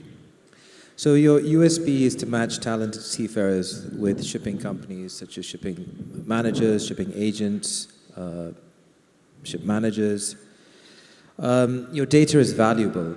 How will you ensure your data cannot be taken away from your platform? There's data theft, and there could be issues of even, like, say, IP, that can it be replicated easily, that if your data is taken away, someone can quickly set up the same thing? Okay, I'm not sure if there's 2 aspects to this question. Yeah. If there's one aspect about the actual safety and security of the actual seafarer data in the platform, then we have built with very secure software practices. We've had consultants helping us with that side. In terms of our actual databases of what we've systemized, what we've created, we do have a slight digital moat around us because there has been an incredible amount of work that's gone into these databases. It is possibly replicable by other people, and we also accept that there will be other people trying to do something similar. But we are of the view that businesses are going to have to work together to be able to create interoperable data, systems that can talk to each other, so that actually we can provide better solutions for the industry. So on the security side, you feel that you've got good back office side that will take care that people can't take that? Absolutely. So we're in a really fortunate position, actually, of having a tech founder as one of us, the 3 sort of founding members of the business. I know there are different ways of actually building the software in terms of outsourcing, but I think we are really lucky that we've got a tech founder with a really solid background in software development, and we've brought in experts in database security to be able to help us build and make sure this is secure, because you're absolutely right. Without security, our platform is nothing. So there are sort of things that we do on a day-to-day basis, like multi-factor authentication, and I can go into sort of more detail about that if you'd like to. But yeah, absolutely, data protection, data security is absolutely the heart of what we do. Great, thank you. Sanjay. Thanks for the presentation, Alan. Thank you. I have 3 questions for you. Okay. So what's your target market? What's our, sorry? Target market. Yeah, what's your target market? So our target market is pretty much any organisation that manages seafarer credentials. We do appreciate that we have a very, very wide target market. So we have spent a really long time segmenting that market, working out what their pain points are, what we can do to help solve those pain points. Obviously, crew is also sort of a massive market for us. In terms of showing growth now, our target really is, I should probably say that our growth will rely on kind of a network effect growth. So the more crew that use the platform, the more powerful it is for businesses and vice versa. So in terms of crew growth, we're looking at organic sign-ups, but we're also looking at some of our existing customers. We are bringing all their data across from, say, Excel spreadsheets or legacy systems. And then we're inviting crew to adopt those accounts. So the seafarer is provided with what the business has on that seafarer, and they can then elect to adopt their own account and keep that throughout their career. Our target market in terms of new clients and where we see most of the growth is going to be through things like recruiters, job sites, other seafarer apps, where we provide that bolt-on piece of technology to help those services be stronger and better because they've got better quality data. Okay. My second question is, a crewing company or a shipping company, if a shipping company, why would they use your API? Because ordinarily a shipping company would want to verify and get the information at a time of selection. So how does this work with a shipping company? Why would they want to use our platform, or how would they verify? No, why would they use your API with your database? Because usually they would select their crew, and then they would, at the time of selection, take the certificates and verify them themselves. Okay, so you're quite right that our API is kind of our absolute fundamental part of what we're doing. Our solution has got a lot of compliance and built into it, which we think is a massive competitive advantage. What we are trying to do is have this end-to-end process of a seafarer's entire career. So if they're registered with a recruiter or a job site or a manning agent, when they then come to take a job with a crew manager, everything is already neatly profiled and it's instantly available. So throughout the life cycle of the relationship with the crew member, if that crew member ceases to be part of your pool, for example, they still get to take their documents and data with them in their profile. And then when they come back, then they've got that ready just to come straight back into your system. So it's this seamless integration. Okay, so I get it, then it's the crew member who's really your customer, and he stays with you for the life of, as long as he stays with you. Okay, thank you so much. Thank you. Shah, to you. Hi, Alan. Thanks for the presentation. 2 questions. First of all, so I'm a seafarer. Why would I use your platform to update my details to when I could have, if I'm applying for different companies, they might have their own? So for me, I'm now having to enter it 3, 4, 5, 6 times, and I don't have the power to say to an employer, say, oh, you've got to use the credentials system. They're going to tell me what to use. So how do you get around that? That's a really good question. So we are finding that seafarers are enjoying using our app because we will remind them of anything that's expiring. We are also looking at working with, say, training providers, so certificates can issued sort of directly into that wallet. So instead of getting a paper copy, taking a photo, putting it somewhere. Seafarers are really enjoying being back in control of their data. And we appreciate the seafarer can't dictate that a crew manager is going to use credentials, but we really do believe that we can grow sufficiently where there is enough benefit for ship managers, crew managers, recruiters to use our technology to have an interface and bring the data in. Just one thing I will say, we recently had an example, one of our crew members who's been using Credentials Wallet since really early on, so sometime 2020, was registering with a recruiter, and they shared their credentials via credentials. Sorry, the two words kind of merge in our world now. And actually, the recruiter wants to get in touch with us to see how they can use our platform to help digitize their operations and their take on. Okay, got it. And then I guess the other part to your business is the assurance that you give, that the certificate that you validate. You said earlier, if it's part of a falsified batch or something, you can pick it up. So how are you assuring that? Because that's critical, really, to what you're delivering. Yeah, so thank you for that question. We are at a very early stage of our verification process, but there are no other solutions out there that help digitize or make the process of verification easy. And we also believe that verification is probably one of those things that it gets missed because it's just too manual. It's very actually hard, even though the IMO have got their list of portals, it's actually quite hard to find the right portal, the right part, because it often takes you just to a homepage of flag state, for example. So we are at an early stage of our verification process, and we are providing the businesses with the tools to digitize their process as verification. So because we've got the digital data, so the issuer, the certificate number, the certificate type, we can then direct the user to the right place to verify the certificate, and then enable them to literally sort of copy the data in because we've already got it in digital form. As I say, this is our first stage. What we really want to be doing is working with the issuers, with the flag states and the issuers of the modular STCWs to be able to API right into sort of their back end of the database and provide a much more reliable response. In terms of the assurance, we don't give an assurance that this is a verified certificate. We give them the tools to be able to say, on such and such date, this was verified by a credentials business user. There's quite a lot more detail I can go into in terms of different ways of verifying, because obviously not everybody has a portal, and there's an option for digitally doing it in a different way, but I'm happy to discuss that. Sorry, one more thing to say on that is that we are actively discussing whether there is some sort of level of assurance we can get from an external provider when we're further down our path. But verification is absolutely key for what we're doing. Got it. Thank you, Ellen. Thank you. I'm really sorry we are out of time again. I'm going to start with you, I think, next time. Ellen, thank you very much. Thank you. Thank you.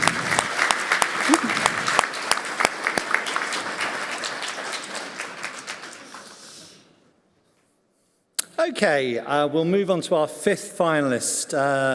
If I can introduce Yannick Eckerle, please, from ESG NRG.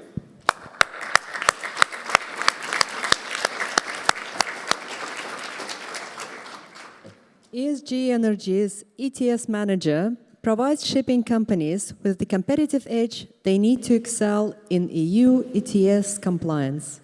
ETS Manager seamlessly integrates with your vessel management system and the EU monitoring, reporting, and verification provider.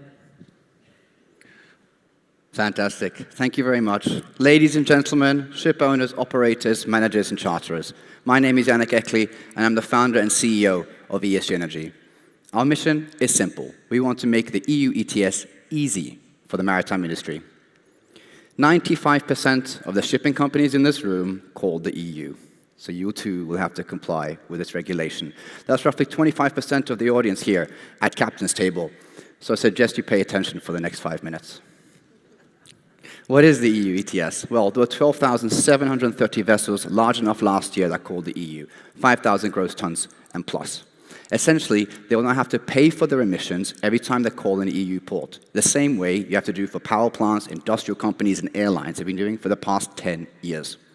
As an example, let's take a Panamax carrier going from US Gulf to EU and US Gulf again. That's roughly 25 tons of bunker fuel a day, 1,000 tons over the course of the voyage. That's roughly 3,200 tons of CO2.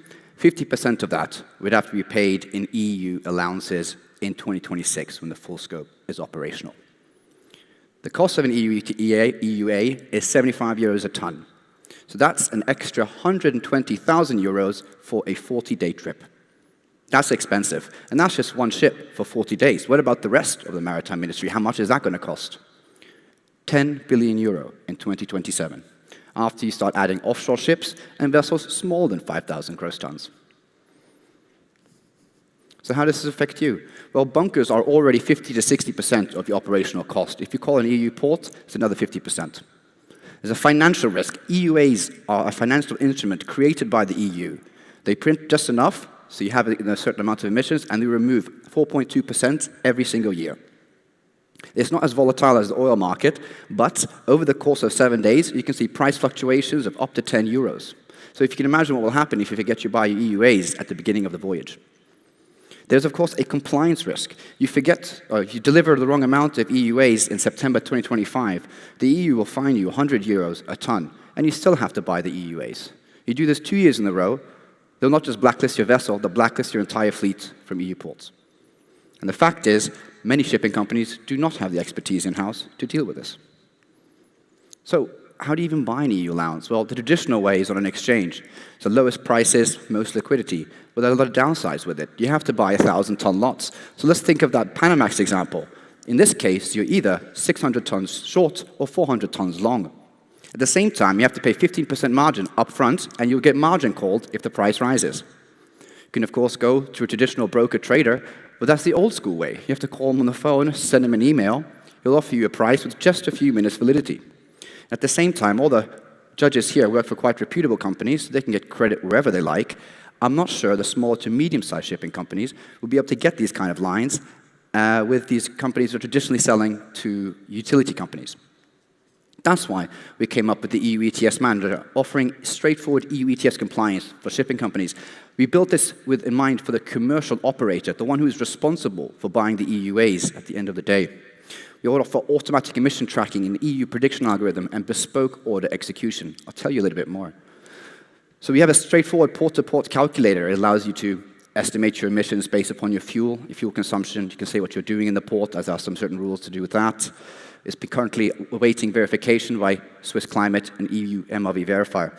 But to really take advantage of the platform, we recommend integrating your internal systems, such as voyage management systems.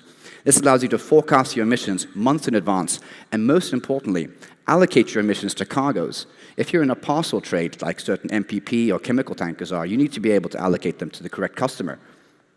We, of course, connect with the different EU MRV verifiers. That allows you to reconcile your forecasted emissions with the final emissions. So now you know how much you need to buy. The question is when. So we've developed some sophisticated machine learning models that can tell you if the price will rise or fall in 5, 10, and 20 days. So now that you know when you want to buy, we can also automate that process by connecting with the voyage management system. We call this fix and forget. It will tell you to buy the EU allowances if the voyage starts, when it's fixed, or at the voyage end. And very interestingly, we offer this trading through an integrated trading solution, click to buy, and within a few weeks, it will offer instant execution. It does not exist in the market. Everybody else tells you to send an email. At the end of the voyage, if you have EUAs left over, we can even buy them back. If you need to buy 10 tons, we can do 10 tons. If you want 10,000 tons, we can do 10,000 tons. Just to make it clear, we are the only true end-to-end solution in the market for EU ETS compliance. We have our own trading accounts, trust accounts that you can use. We offer it all. So how do we make money? Well, the calculator, prediction models, and registry management is 100% free. We charge a small fee on integrating with your vessels, €1,000 a year per ship. Of course, for those with the larger fleets, we can find a good solution there. And on the trading side, it really depends on if you want credits and, of course, the counterparties. For the larger owners, we can, of course, get a very, very steep discount. If you don't even own the office chairs in your office, is, of course, a higher risk, and that needs to be paid. Myself, I come from the marine fuel trading background. I also worked for Wallenius Wilhelmsen, the world's largest ro-ro car carrier. My CTO, Simon, has over 10 years' experience in development, been an IT consultant for Sopra Steria, and led the development team at Norwegian Air Shuttle. We have 2 data scientists in Hamburg. They specialize in oil market prediction analysis, and they tell us predicting the EU ETS price is a lot easier than the oil market. We have received over €60,000 in grants from the Innovation Norway. Next year, we're targeting 300,000. We have a Norwegian VC, The Factory, American VC, Sterling Angeli, and of course, our largest investor and the one who is supporting our trading activities, Elboil Group, a marine fuel trading house headquartered in Hamburg with offices in London, Zug, Copenhagen, Singapore, and Dubai. The EU ETS starts in 6 weeks. We're ready. Are you?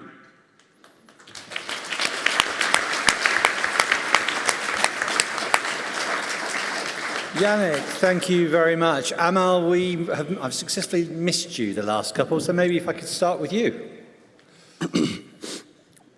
Thank you for this speech. I want to deep dive a bit on your features, the different features. For the calculator, because the regulation is not really ready, are you able to fine-tune those kind of calculator? What specific regulation is not clear? So the way that you are tracking all the emissions, with the regulation, it will be involved time to time. How you will adjust all the time. As soon as the EU changes the regulations, we will change the rules in our calculator. And you can deploy it straight ahead. Absolutely, yeah. So it's quite a simple calculation, but it gets complicated when you start looking at what the definition of a port call is. There has to be cargo operations.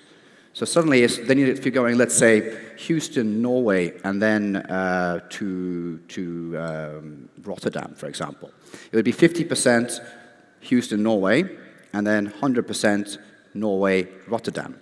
But if you do not take cargo in Norway, it's 50% for the entire voyage. So we're quite good at these little finicky, weird things that the EU has designed. But they're also not that quick either. So the EU, they take a long time to come with these new decisions. So they come with the text, and then 4 months later, okay, maybe we sign it. So we have a good time for the development there. And can you talk more about your prediction model? Sure. Yeah, so what we do there is we've actually trained it on thousands of data points which go into affecting the EU ETS price. Things like gas prices, power prices, coal prices. What we're also looking into now is actually weather forecasting as well. Because if it's a warm winter, you need less power, and therefore you need less EUAs. So about 50% of EUA demand comes from power companies. The maritime industry is peanuts compared to that. And it's been getting better and better. Did I mention it was 65 to 70% accurate? Here, I can show you how it looks like. You know, at the beginning, maybe a little bit up and down, but as you see, we are really hitting it. The green is the actual price, and the red is what we predicted it would be. And in terms of prediction, what is the range of time? We're looking at 5 days, 10 days, 20 days, business days, because those are trading days. And we'll look at longer-term forecasts, but of course, the longer you look out, the more... The prediction, the accuracy of prediction? 66%. How many days before? How many days? Is it 5 days, 10 days? The 66%. It's the same model. Okay, thank you very much. Interesting. I have a few questions on the actual business model, right? Sure. And especially the flow of money, because I mean, you say yes, small ship owners have no credit. I mean, obviously you're a startup. So do you take the cash first of all, and then if your model is to kind of disintermediate the larger amounts to smaller owners, do you then speculate by buying, or I mean, is it all back-to-back and matched, or how do the flows work? Yeah, so we're definitely going to start off on a back-to-back basis and see what kind of demand we get. I should have perhaps maybe focused a bit more on Elboy's part in there. So as a startup, it's impossible for us to get credit lines with banks or trading houses. You know, they had a 1.4 billion euro turnover last year. They're already dealing with shipping companies all over the world. So the money flows goes through them. We are just a digital solution provider, and they are an investor in our company, and it's a strategic partnership there. And then for the larger owners, we can also supply them with obviously lower credit lines through a financial services company, the one which is supporting us with the instant execution. Yeah. Okay, but then, I mean, it's obviously very competitive, both on the voyage management systems, which are also going into EU ETS calculations, and then on the broker side, which are also digitalizing. So if you're only doing it back-to-back, where is the real value in using you versus just a voyage management system and a broker? Sure. I mean, it depends. You have to call the broker. He will then reconfirm the price to you, and then you'll have a few minutes to then confirm it with them. Is that the cheapest way? I'm not entirely sure. Sure, but I mean, brokers are also digitalizing, right? So it's not always going to be on the phone. As far as I know, nobody else is offering that. And we've been looking with the market, with the other digital solutions out there. Some of them are here today. They don't offer that. It's an email service. And it doesn't have to be like that for carbon. Okay, but even if they don't, they can, right? The other digital solutions, I doubt it, because they're not willing to take any credit risk with these shipping companies. They purely want to be a calculator. Sure, but you're not taking credit risk either, right? No, but they own 15% of our company, so we are obviously partners in this. We can't do this ourselves because we don't have an exemption from MiFID. That's why we needed a trading house to support us. None of the other companies have a trading house supporting them or interested in going into that business either. Martin. So if I wanted to buy something today or some today, can I do that on the platform? Pardon? If I want to buy today, can I do that on the platform? Yes, but it will still require the 5-minute reconfirmation. Within the next couple of weeks, we'll have the instant execution up and running. Okay, so no trades have been done so far? No transactions done so far, no. We have 10 companies testing the platform and 2 with the machine-to-machine connection with Dataloy. So we're also in discussion with Vason Imos. We met Christopher Avasano over in Hamburg. He's a product lead over at Vason. He's also known as the Last Dinosaur podcast. I don't know if you've heard of that. And you don't feel you're a little bit too late? It's probably one of my biggest regrets was not going to market a bit earlier. But at the same time, I've spent time now in Athens, Germany, Norway, spoken to a lot of different owners. Some of them are asking me, do you think the EU will delay the regulation? They have no idea what's going on. I think there will be a normal distribution of different owners and operators. Some of the Scandinavians are far ahead, and they have already chosen a solution. But I think 80 to 90% of the market is untapped. So there are also some, of course, who will not look for a digital solution. I'm also competing against Excel and a broker, as you mentioned, Joshua. But if you have 50 ships and you're doing complicated parcel trades, you need something like this. You cannot be calling every single time 50 tons here, 100 tons there, and trying to do it all yourself. Also, one more interesting thing. Sure. Can I ask the question? Can I ask a question to the judges? Who here thinks the ISM code holder is responsible for EU allowances? Or who here thinks the ISM code holder is responsible for the EU ETS? The DOC holder. Pardon? The DOC holder. DOC holder, yeah, do you think that? It's the registered owner. It changed on Monday. We've got one question, Gautam, which I think you have your microphone first. Okay, fine. Look, mine just more related to your fees here of 1,000 euros per ship per year. How have you come up with this number? I mean, we start... Do you know what your competition are doing? Great. So we started off at 3,000, and we were priced in the middle. So you had, I don't want to use the names, but one German one there and one German one there. And now all of us are dropping our prices like rocks. So now we just push it down to 1,000. My burn rate's very low, and we can afford it. Okay, so it's a viable number that you feel that you can get enough subscriptions that will make the viable. For sure. Yeah. And as I mentioned, we'd plug and play with all of the Dataloy VMS customers. There's 60 there, hundreds of ships available. If we want to connect with Vason, obviously there are more ships there, but it will take some coding. Hopefully we can get it done before the end of the year if a pilot customer is willing to let us integrate, of course. Sure. And of course, we are making money on the margin. None of the other companies are doing that. Okay, thank you very much again, judges, and thank you very much again, Yannick.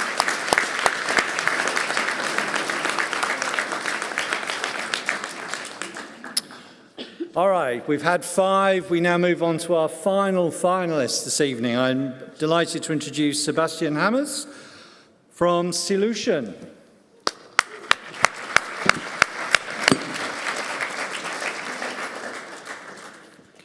Solution stands at the forefront of maritime innovation, spearheading the transformation of ship operations with their connectivity solutions. Their flagship offering, Connectivity Below Deck, leverages Bluetooth wireless technology to digitalize analog sensors within existing ship infrastructures. Thank you. Hi, everyone. My name is Sebastian. I'm a former navigating officer, and I'm very proud to introduce to you today Solution. And Solution stands for pushing innovation into the maritime industry by unlocking IoT-based below-deck connectivity. Now, as most of you here probably know, that a ship is built entirely from steel. But what you may not know is that steel walls prevent any signal from going through, resulting in limited and unreliable data. Meaning that without connectivity below deck, the maritime industry will always be lagging behind in a data-driven era. So I hear you thinking, why do I need this data? Well, Let me show you. With the strategy of the IMO that wants to reduce carbon intensity, it's very important to collect more data and analyze this data. And then studies have showed that with this data, we can reduce fuel consumption with up to 10%. And that's not all. On average, a ship owner will spend $2.7 million per vessel per year on maintenance and repairs. And a study from McKinsey showed that we can reduce that number by up to 40%. That means more than $1 million per vessel per year can be saved. Now, after said all this, I think it's clear to say that Internet of Things is something that's really present in every aspect of our days' lives. Why not introduce the maritime industry to the 21st century? Now, before Solution, the only way of connecting new sensors on board of your vessel or to digitalize older sensors was to pull a cable to the new sensor, which is a very costly and time-consuming operation. Now, Solution has developed a very smart and elegant way to solve this problem. With our unique and patented protocol for transmitting data over the existing wiring infrastructure of the vessel, with just the smallest adjustment to your already existent fire detectors, we can collect any signal below deck. From wearables for improving crew safety and efficiency, to monitoring your reefer containers, to early detection of fires within these containers, to monitoring your critical machinery. All this provides data.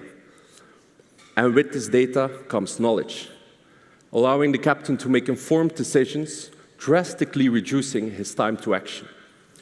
Now, of course, if we would be the only ones solving this problem, it probably wouldn't be a problem. So, of course, we have some competitors. All our competitors are using a mesh technology. And for this mesh technology, you will need nodes throughout your vessel. And when one node fails, the chain gets interrupted, and your whole system can be disrupted. That is in contrast with what Solution does. Solution stands for flexibility and dependability. Whether it is that you want to connect just one room on board of your vessel, or you want to connect your entire vessel, we will always guarantee a consistent reliability. Our design not only makes our product scalable, but it will also ensure modularity, seemingly adjusting to the unique needs of every specific vessel. Now, today, I'm standing here on this podium for you alone, but I can assure you that Solution is built by a very strong team.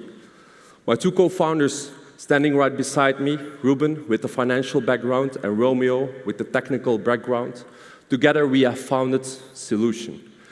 Giles and Anthony are leading our development team, and Peter, with over 29 years of operational experience within Hapag-Lloyd, is our head of business development. And last, but definitely not least, our amazing partners that are supporting us throughout this journey are also worth a mention.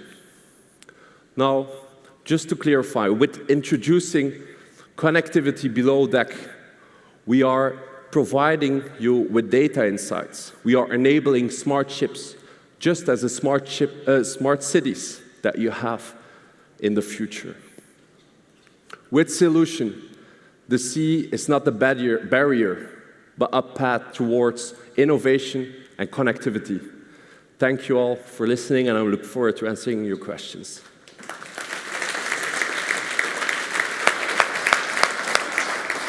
Sebastian, thank you very much. Judges. Amel, thank you. Thank you for the pitch. What is your key differentiator here? And if I understand well, you are providing the software and the hardware. It has a bundle, Yes. and it's plug and play. Yes, it's plug and play. As you can see on the one-pager that's also provided for some people, it's very easy to install our product. So when you come on board, you have smoke detectors spread throughout your vessel.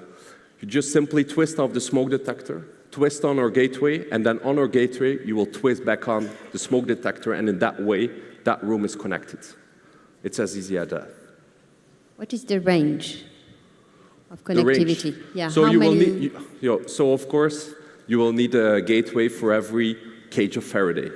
So the range at currently is about 100 meters, and most of the rooms on board of a vessel are not larger than 100 meters. And if that's the case, you can just add a second gateway. Sorry, and the business and the business model behind it. So you are selling the hardware, and after is a SaaS subscription. How does it work? So we are selling the hardware, and then we charge a small hosting fee for the continued support. Yeah. Thank you, Martin. Nothing is plug and play. I'm sorry? I'm just saying nothing is plug and play. but can you have an example of, you put it on a ship where it was pure plug and play and it took no time to do it, or is it? I'm not a technical person myself, and it took me 30 seconds to install one gateway. And that's fairly slow compared to my technical people that do it in 10 seconds. Okay.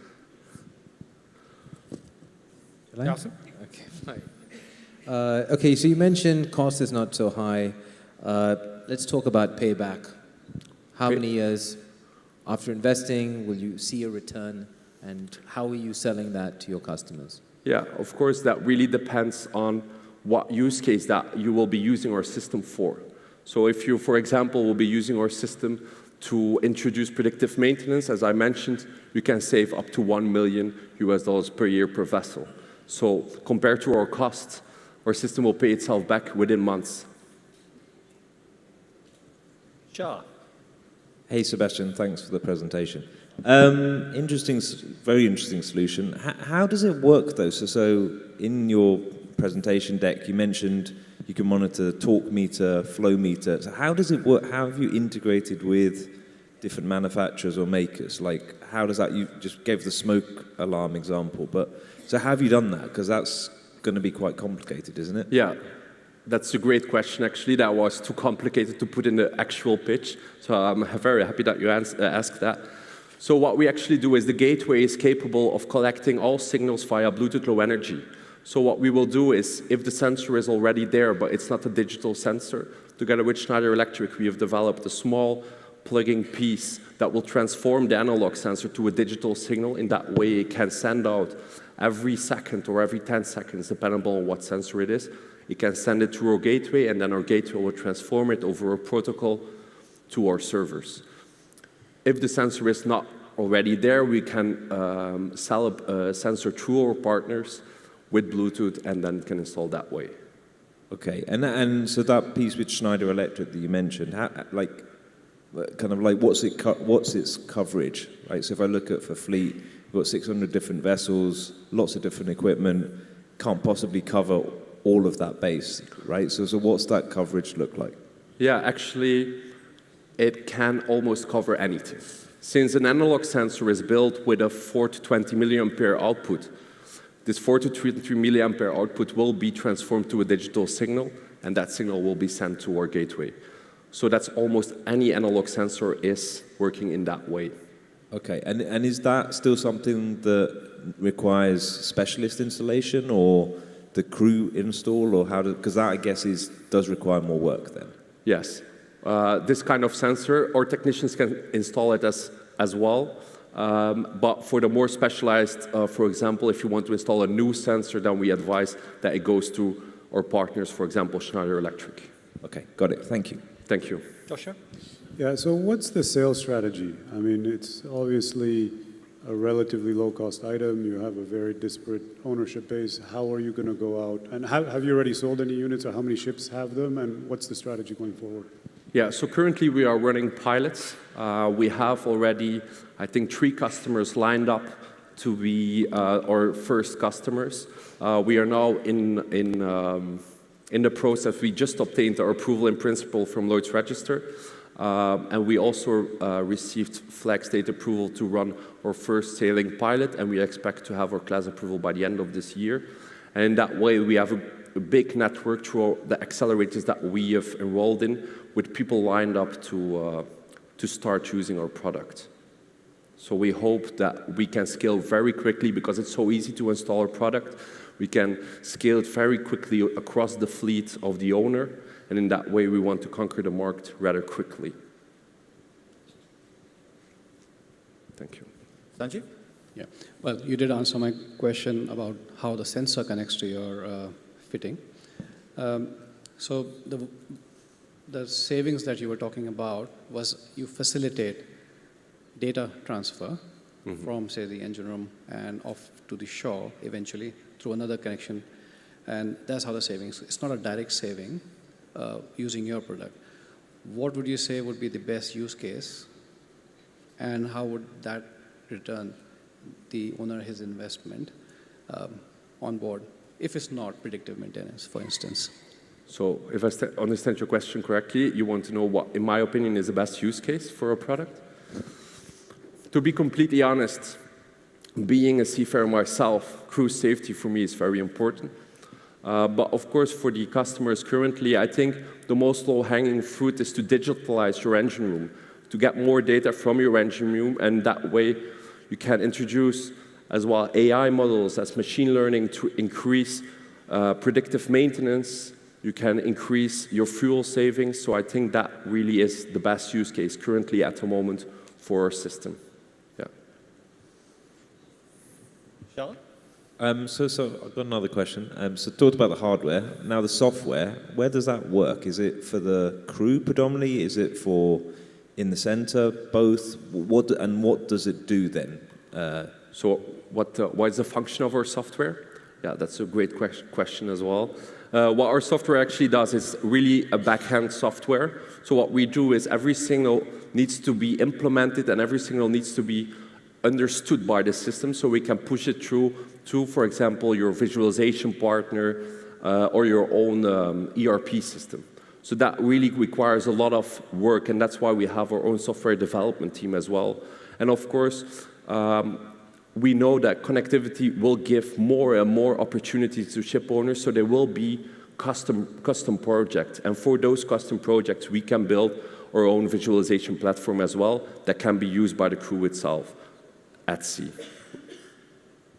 Got it. So at the moment, it's predominantly the hardware piece that you're offering. The software piece is something you could do or you could integrate into, obviously. Yeah, we need the software to understand what data is flowing through, and also we need our firmware to enable our protocol as well, because it's a very unique protocol, and our module on the bridge really needs to filter out all the data back from the fire detection system and really maintain that paper wall that's built in between, not to interrupt the fire system. So that really requires some work and maintenance, yeah. Okay, thank you. Thank you. That's it, I'm afraid. Judges, thank you very much. Sebastian, one more time. Thank you.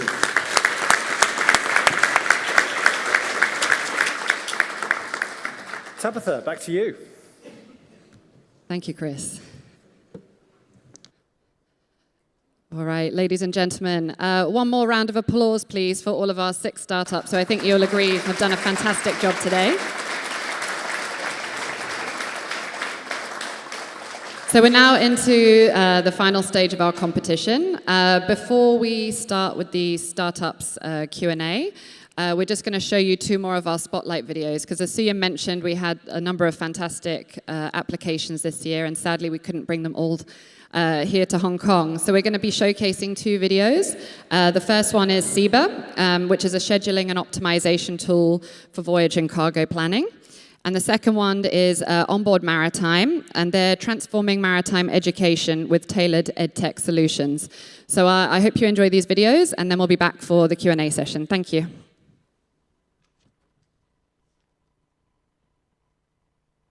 SEBA is a schedule planning solution which has been developed jointly with charterers and ship owners. We have a wide range of features to assist your schedule planners and chartering team in reducing your fleet's ballast percentage and cost per ton mile, while maximizing the fleet TCE. To get cargo orders and other required data into SEBA, we have existing integrations with ERP and voyage management systems, as well as other data sources, for instance for dynamic weather-adjusted bunker costs and port costs. Fleet scheduling and voyage creation can be done by simply dragging orders to vessels and voyages. We support creating multi-parcel and multi-port voyages. And while you're dragging things around on the planning timeline, in the background we are fetching all necessary costs and durations automatically and highlighting all the resulting capacity or LACAN violations. Most importantly, we support easy creation of various scenarios for comparing different schedule options you have. Here, for example, you can easily duplicate the scenario, make a couple of modifications, and immediately compare the cost and profit impact of those changes. With ETA updates also streaming into SIBA, you can make sure your schedule plans are always up to date and that you are reacting to dynamic situations in the most profitable way possible. Get in touch and learn how to improve your business with SIBA.io.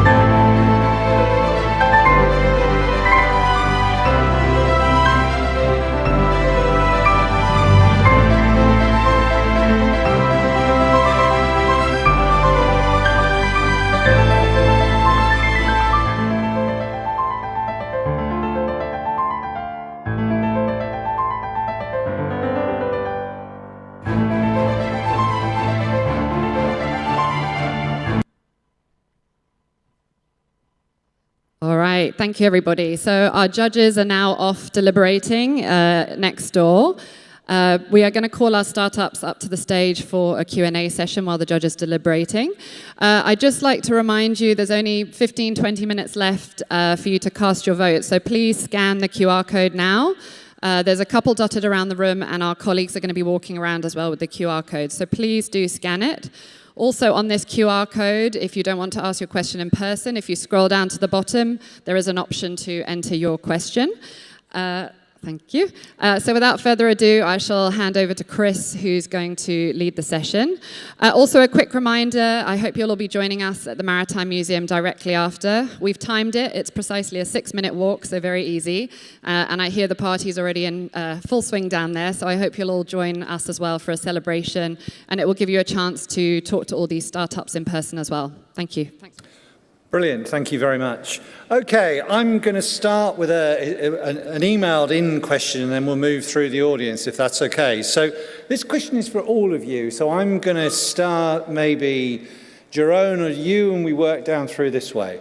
The question is, the first question is, what do you think will be the maritime tech trends that we will see in 2024?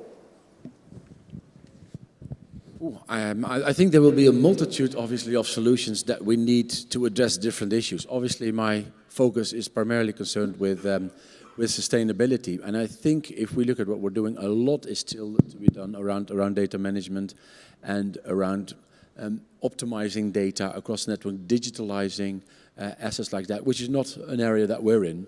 But I can imagine that this really being a challenge, making sure that the maritime industry gets up to par with the IT developments that are currently out there. And I hope that the people here have seen quite some very strong solutions that can support them in that. I suppose, again, I'm probably a little bit biased on this, but I think data is going to be absolutely massive. We've got things like the EU has given cross-political support for digital identities where people can open bank accounts, access government services. And they've already said that they want to be bolting in things like certification and qualification management so you can present yourself in a digital way but without actually sharing your actual underlying data. So you're delivering an attestation of something as opposed to yourself. So I think it goes to what Jerome is saying. I think it's going to be very much data-based.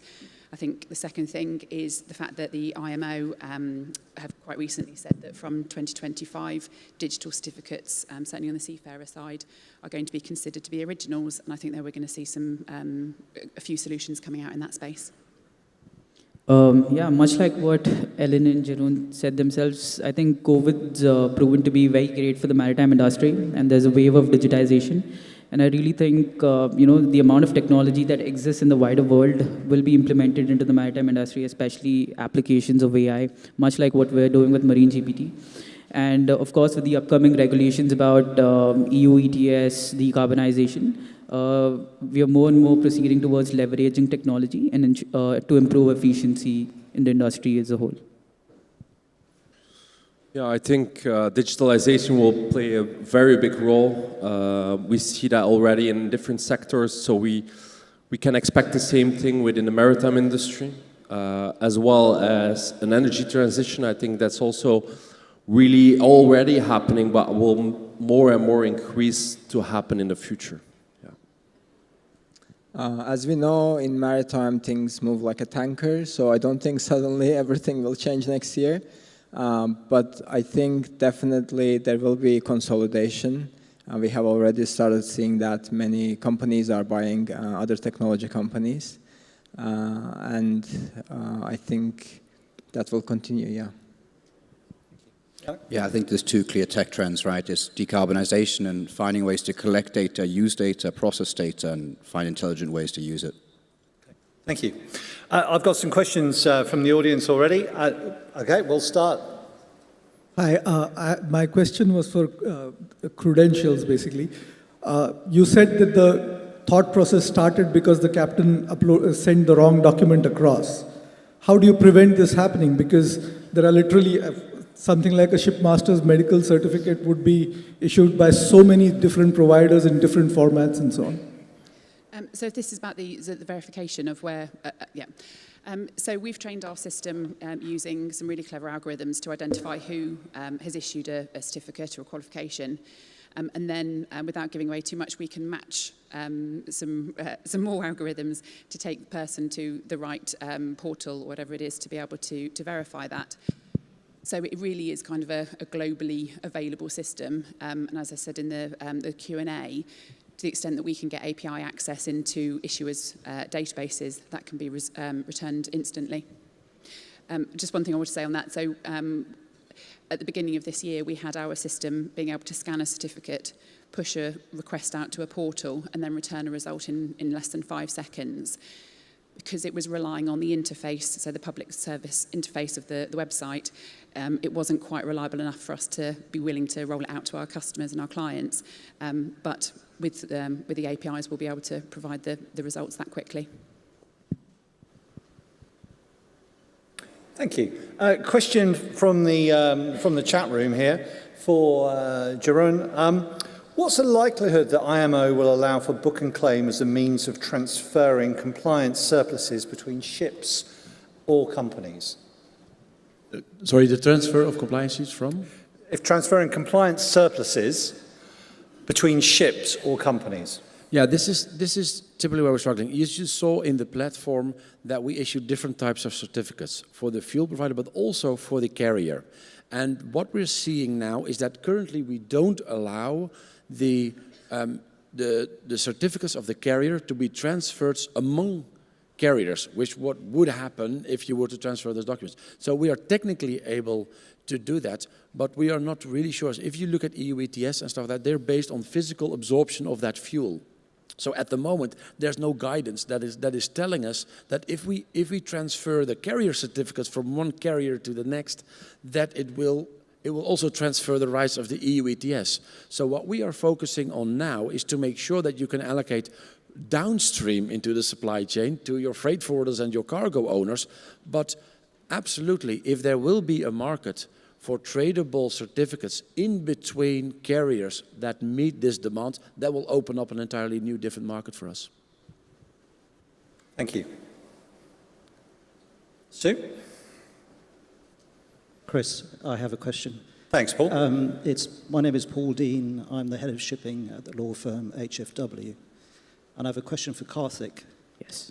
Karthik, I noticed on your final slide, you didn't talk about it, but you mentioned on the slide that you'll be able to provide AI solutions to maritime law. So there's a little bit of self-interest in relation to this question. And the question is, how are you going to provide that solution when maritime laws vary so enormously around the world? And for example, in India, there are nuances between states. So how are you going to deal with that? Thank you for the question. Like you rightly said, maritime law is a very intricate topic. So how we go about in solving this particular problem is we have assigned subject matter experts from maritime law, from separate domains. To answer your question, like you said, each country, each region, each port state, flag state has a different regulation. So we gather all of this regulation and deal with them separately because one ship of a particular flag may differ, the regulations of one particular ship of a flag may differ from another flag. So this is how we ensure that we have segregated in the backend through our subject matter experts on our database. That's to answer your question. Thanks a lot. Thank you. Sorry, this keeps updating. 1 second.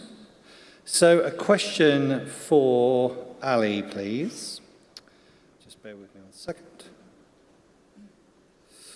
Very concretely, how do you solve the chicken and egg problem? The platform needs both suppliers/agents and shipping companies. With one of the two, you can't offer any value. I mean, obviously, we have both chicken and egg. Somehow it got resolved in both in nature and also in real life. It happens. So if you recall what we are selling to people, A is this big idea of the future where we can be free of manual work, complexity, etc. So people understand that yes, there can be a port call without a single email. But how we are going to get there? I mean, we have to create a network, we have to give people the software, we have to connect them on the platform. So we are doing step by step. So today we have value for our customers. That's many ship suppliers, service providers, they don't even have a website. They can come to Magic Board and gain global visibility in 5 minutes if they pass the vetting criteria. The second one is when they are on the platform, they have access to software for operations that they have to do within their teams, so that makes them more efficient. And once they are part of our platform and network, we give them continuous stream of analytics and data so they can get ahead, be better, improve their business. These things are all valuable and we are already selling them. Thank you. Yannick, one for you. Obviously, there's a lot of opportunity. The size of the prize is enormous. What does 2024 look like in terms of actual return on that?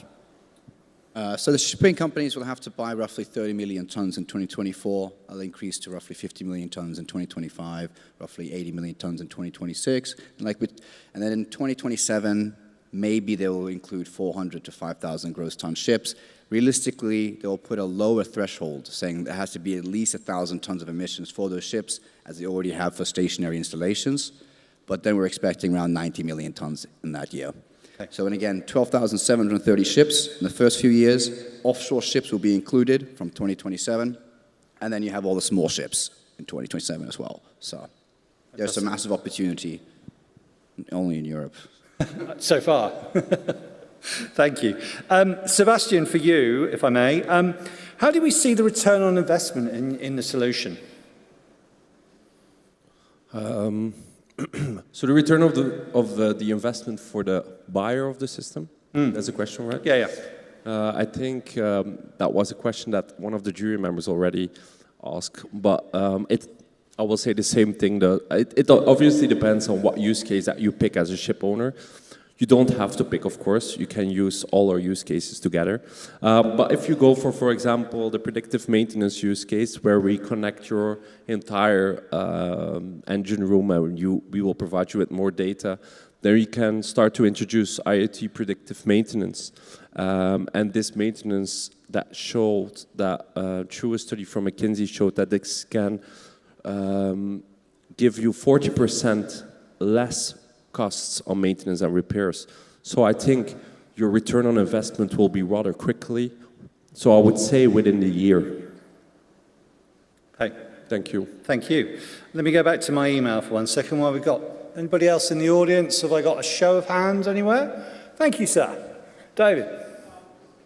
There's a microphone coming. Hi. For the Internet of Things sensor, have you considered use of it as simply only a fire detector for the containers? Sorry, can you repeat your question, sir? Your system seems particularly suited to be the communication system for fire detectors in containers on ships. Have you considered that application? Yeah, actually, I cannot say with who that we are currently testing that. But it's a use case that we are currently developing together with an industry partner, as well as the same use case that will detect fires within EV cars, for example, on rural carriers. So that's something that we are working on currently, yeah. Sue? Thank you. Vishal Kurana, Chelaram Shipping. My question to Karthik, Marine Insight. Your solution, is it text-based or does it also include, say, plans and drawings? Say, for example, I need a question on the shell expansion or the general arrangement plan.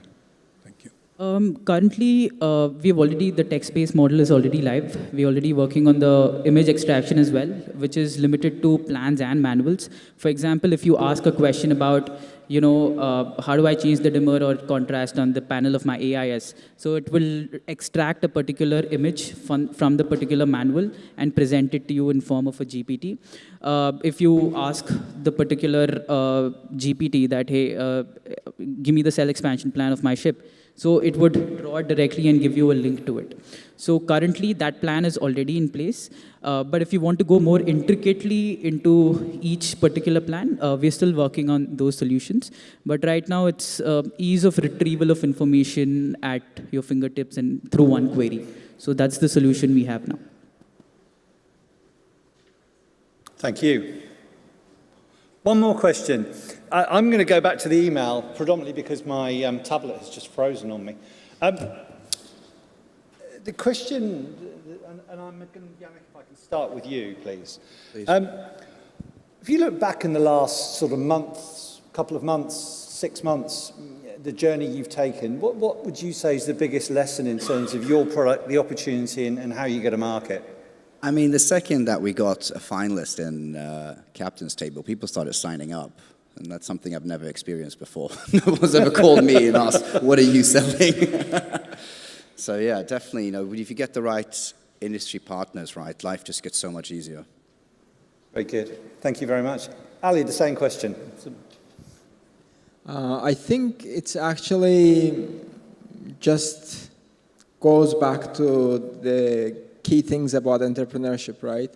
You have an idea, you present it to people, 100 people, 90 of them will say no, and you just have to keep going. Of course, you'll listen to the feedback and learn from it.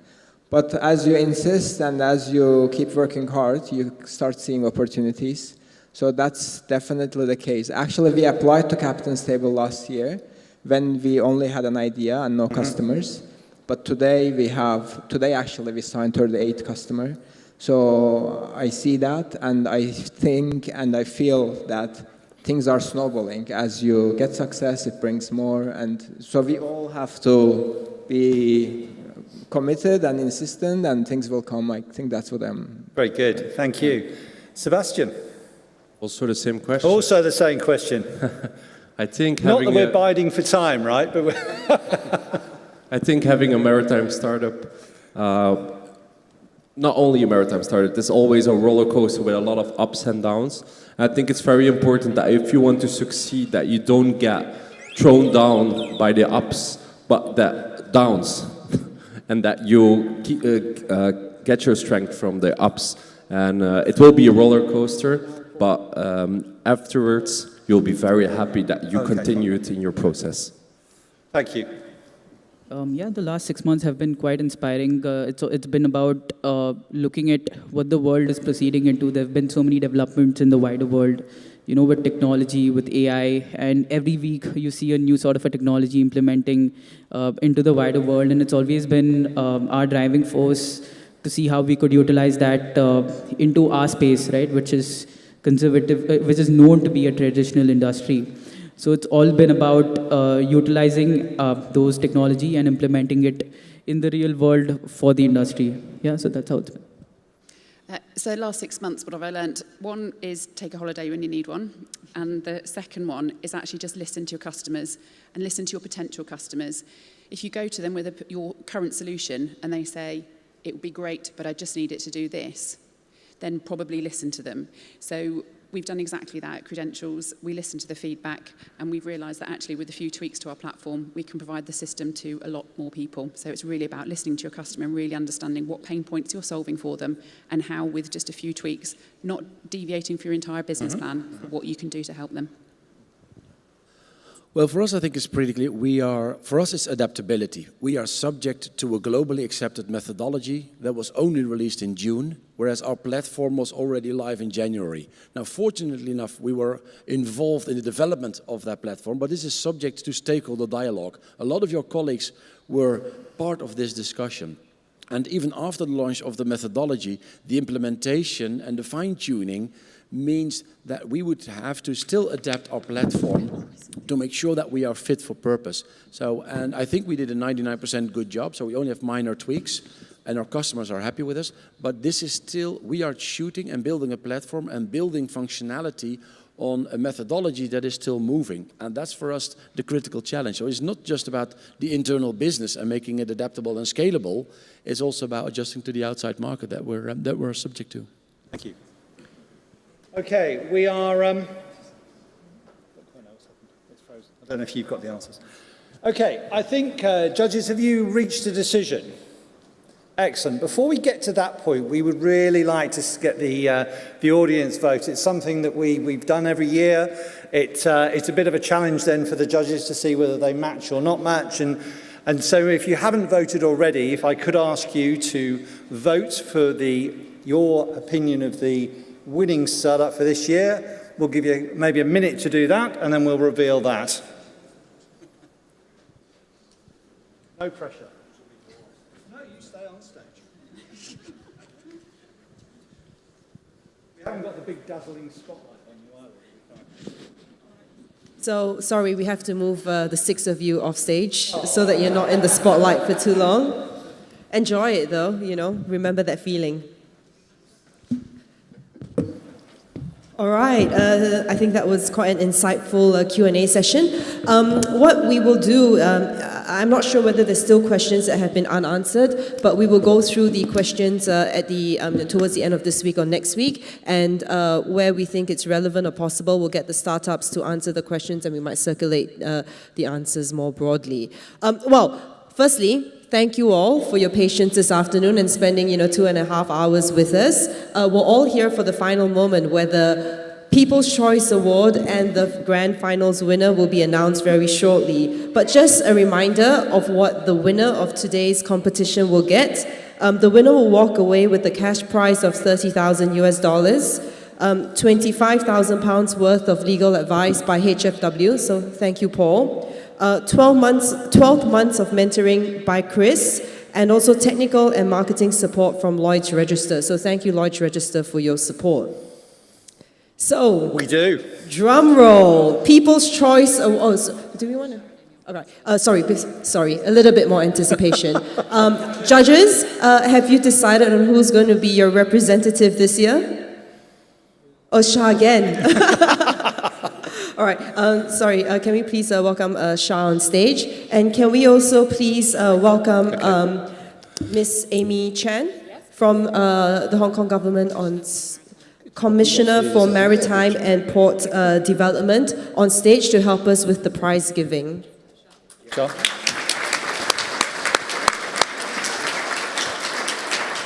All right, now we can have the drum roll, if there's a drum roll. People's Choice Award. And we have a winner, and this year's winner is, and there should be a drum roll, but I don't have one, is Marine Insights.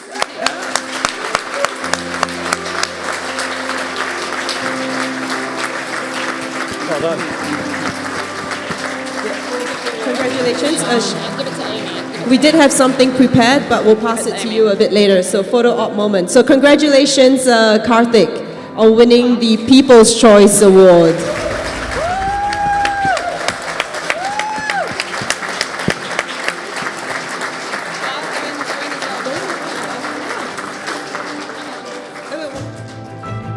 All right, sorry, Shah and Amy, please remain on stage. So Shah, over to you to explain. Thanks.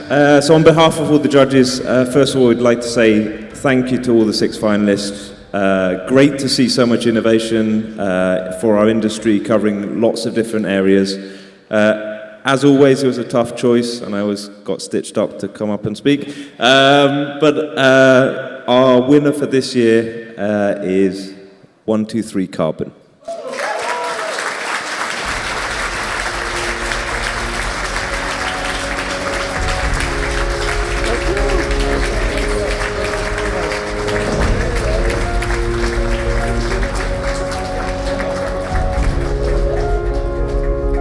Congratulations, Jerome and 123 Carbon. And also thank you to our judges. We heard it was a tough decision.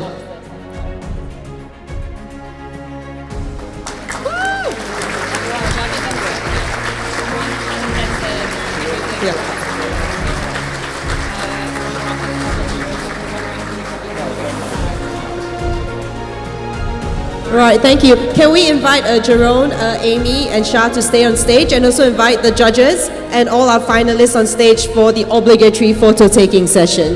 To everyone else, our cocktails have started at the Hong Kong Maritime Museum, just a 6-minute walk away. So I'll invite all of you to please make your way over, and we'll see you there shortly. And when you get to the Maritime Museum, don't rush to leave. Remember to leave your name card in the glass bowl, because we'll be having a lucky draw shortly after we get there. So I look forward to seeing you at the Maritime Museum shortly. And thank you everyone for your time today. Yeah. Hong Kong Maritime Museum Main Hall, ground floor. Come up. Where are you going? You going in there somewhere? Will. Well, I think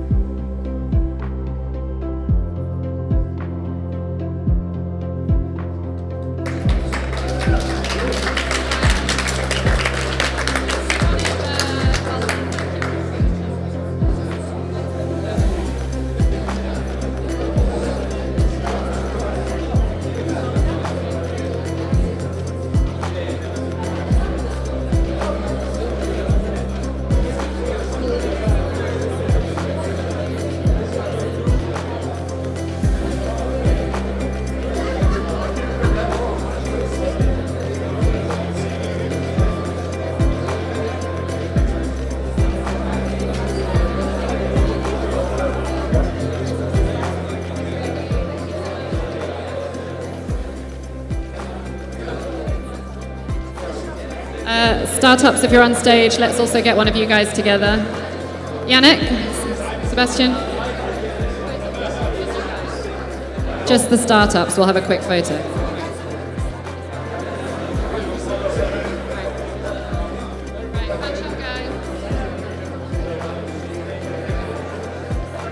All right. Right, just a reminder to head to the main gallery at the Maritime Museum for our drinks party, which is in full swing. We've got a great Christmas lucky draw for you with lots of amazing prizes on offer, so take yourselves down there for a well-deserved drink, and thank you again for supporting 2023.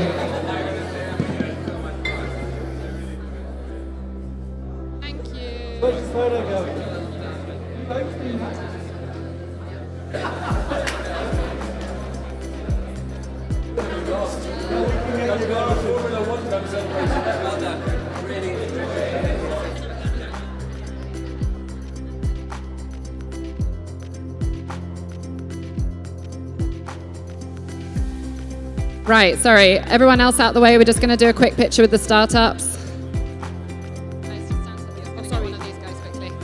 Get one of the startups quickly. All right. Where's our photographer, please? Thank you. All right.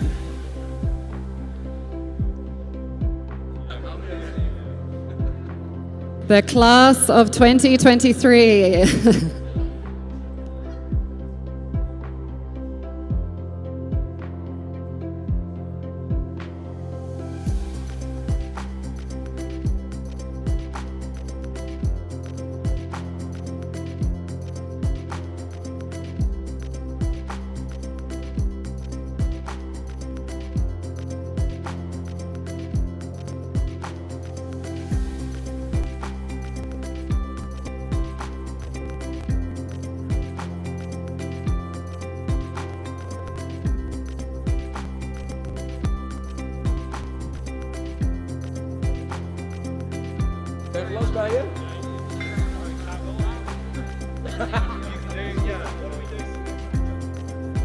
Oh, yes.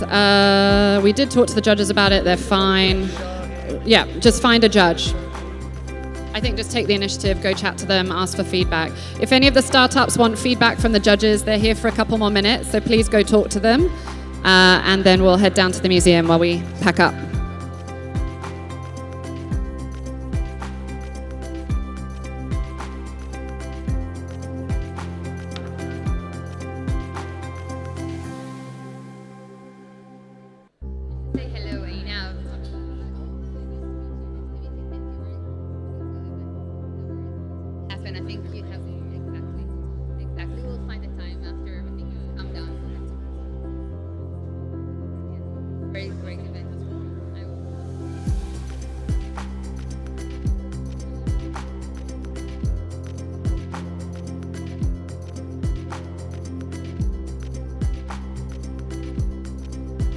Final reminder before our judges disappear, if any of our startups want to get feedback, please do so now. And otherwise, please take all your belongings and head down to the Maritime Museum. Thank you.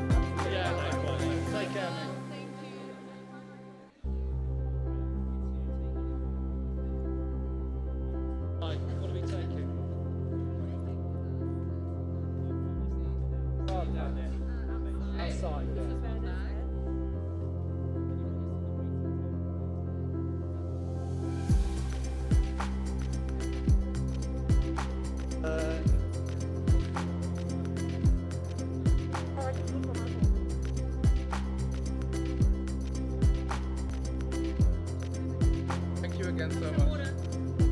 Thank you. Actually, right?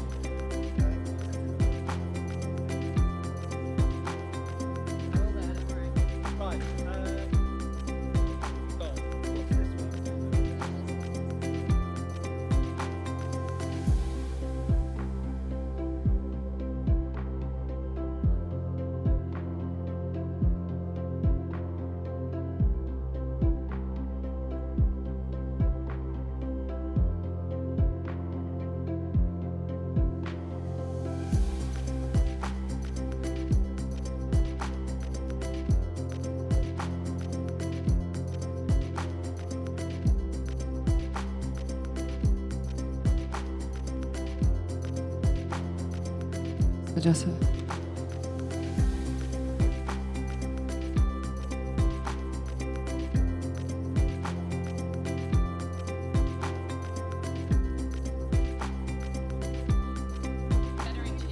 They will come for you. Go to the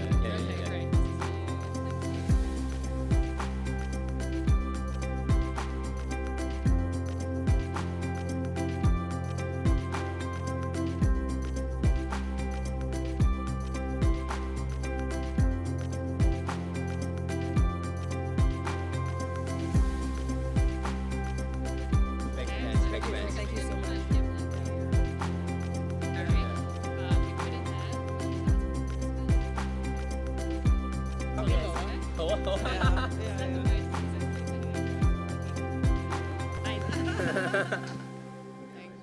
See you later. I hope I know I'll see you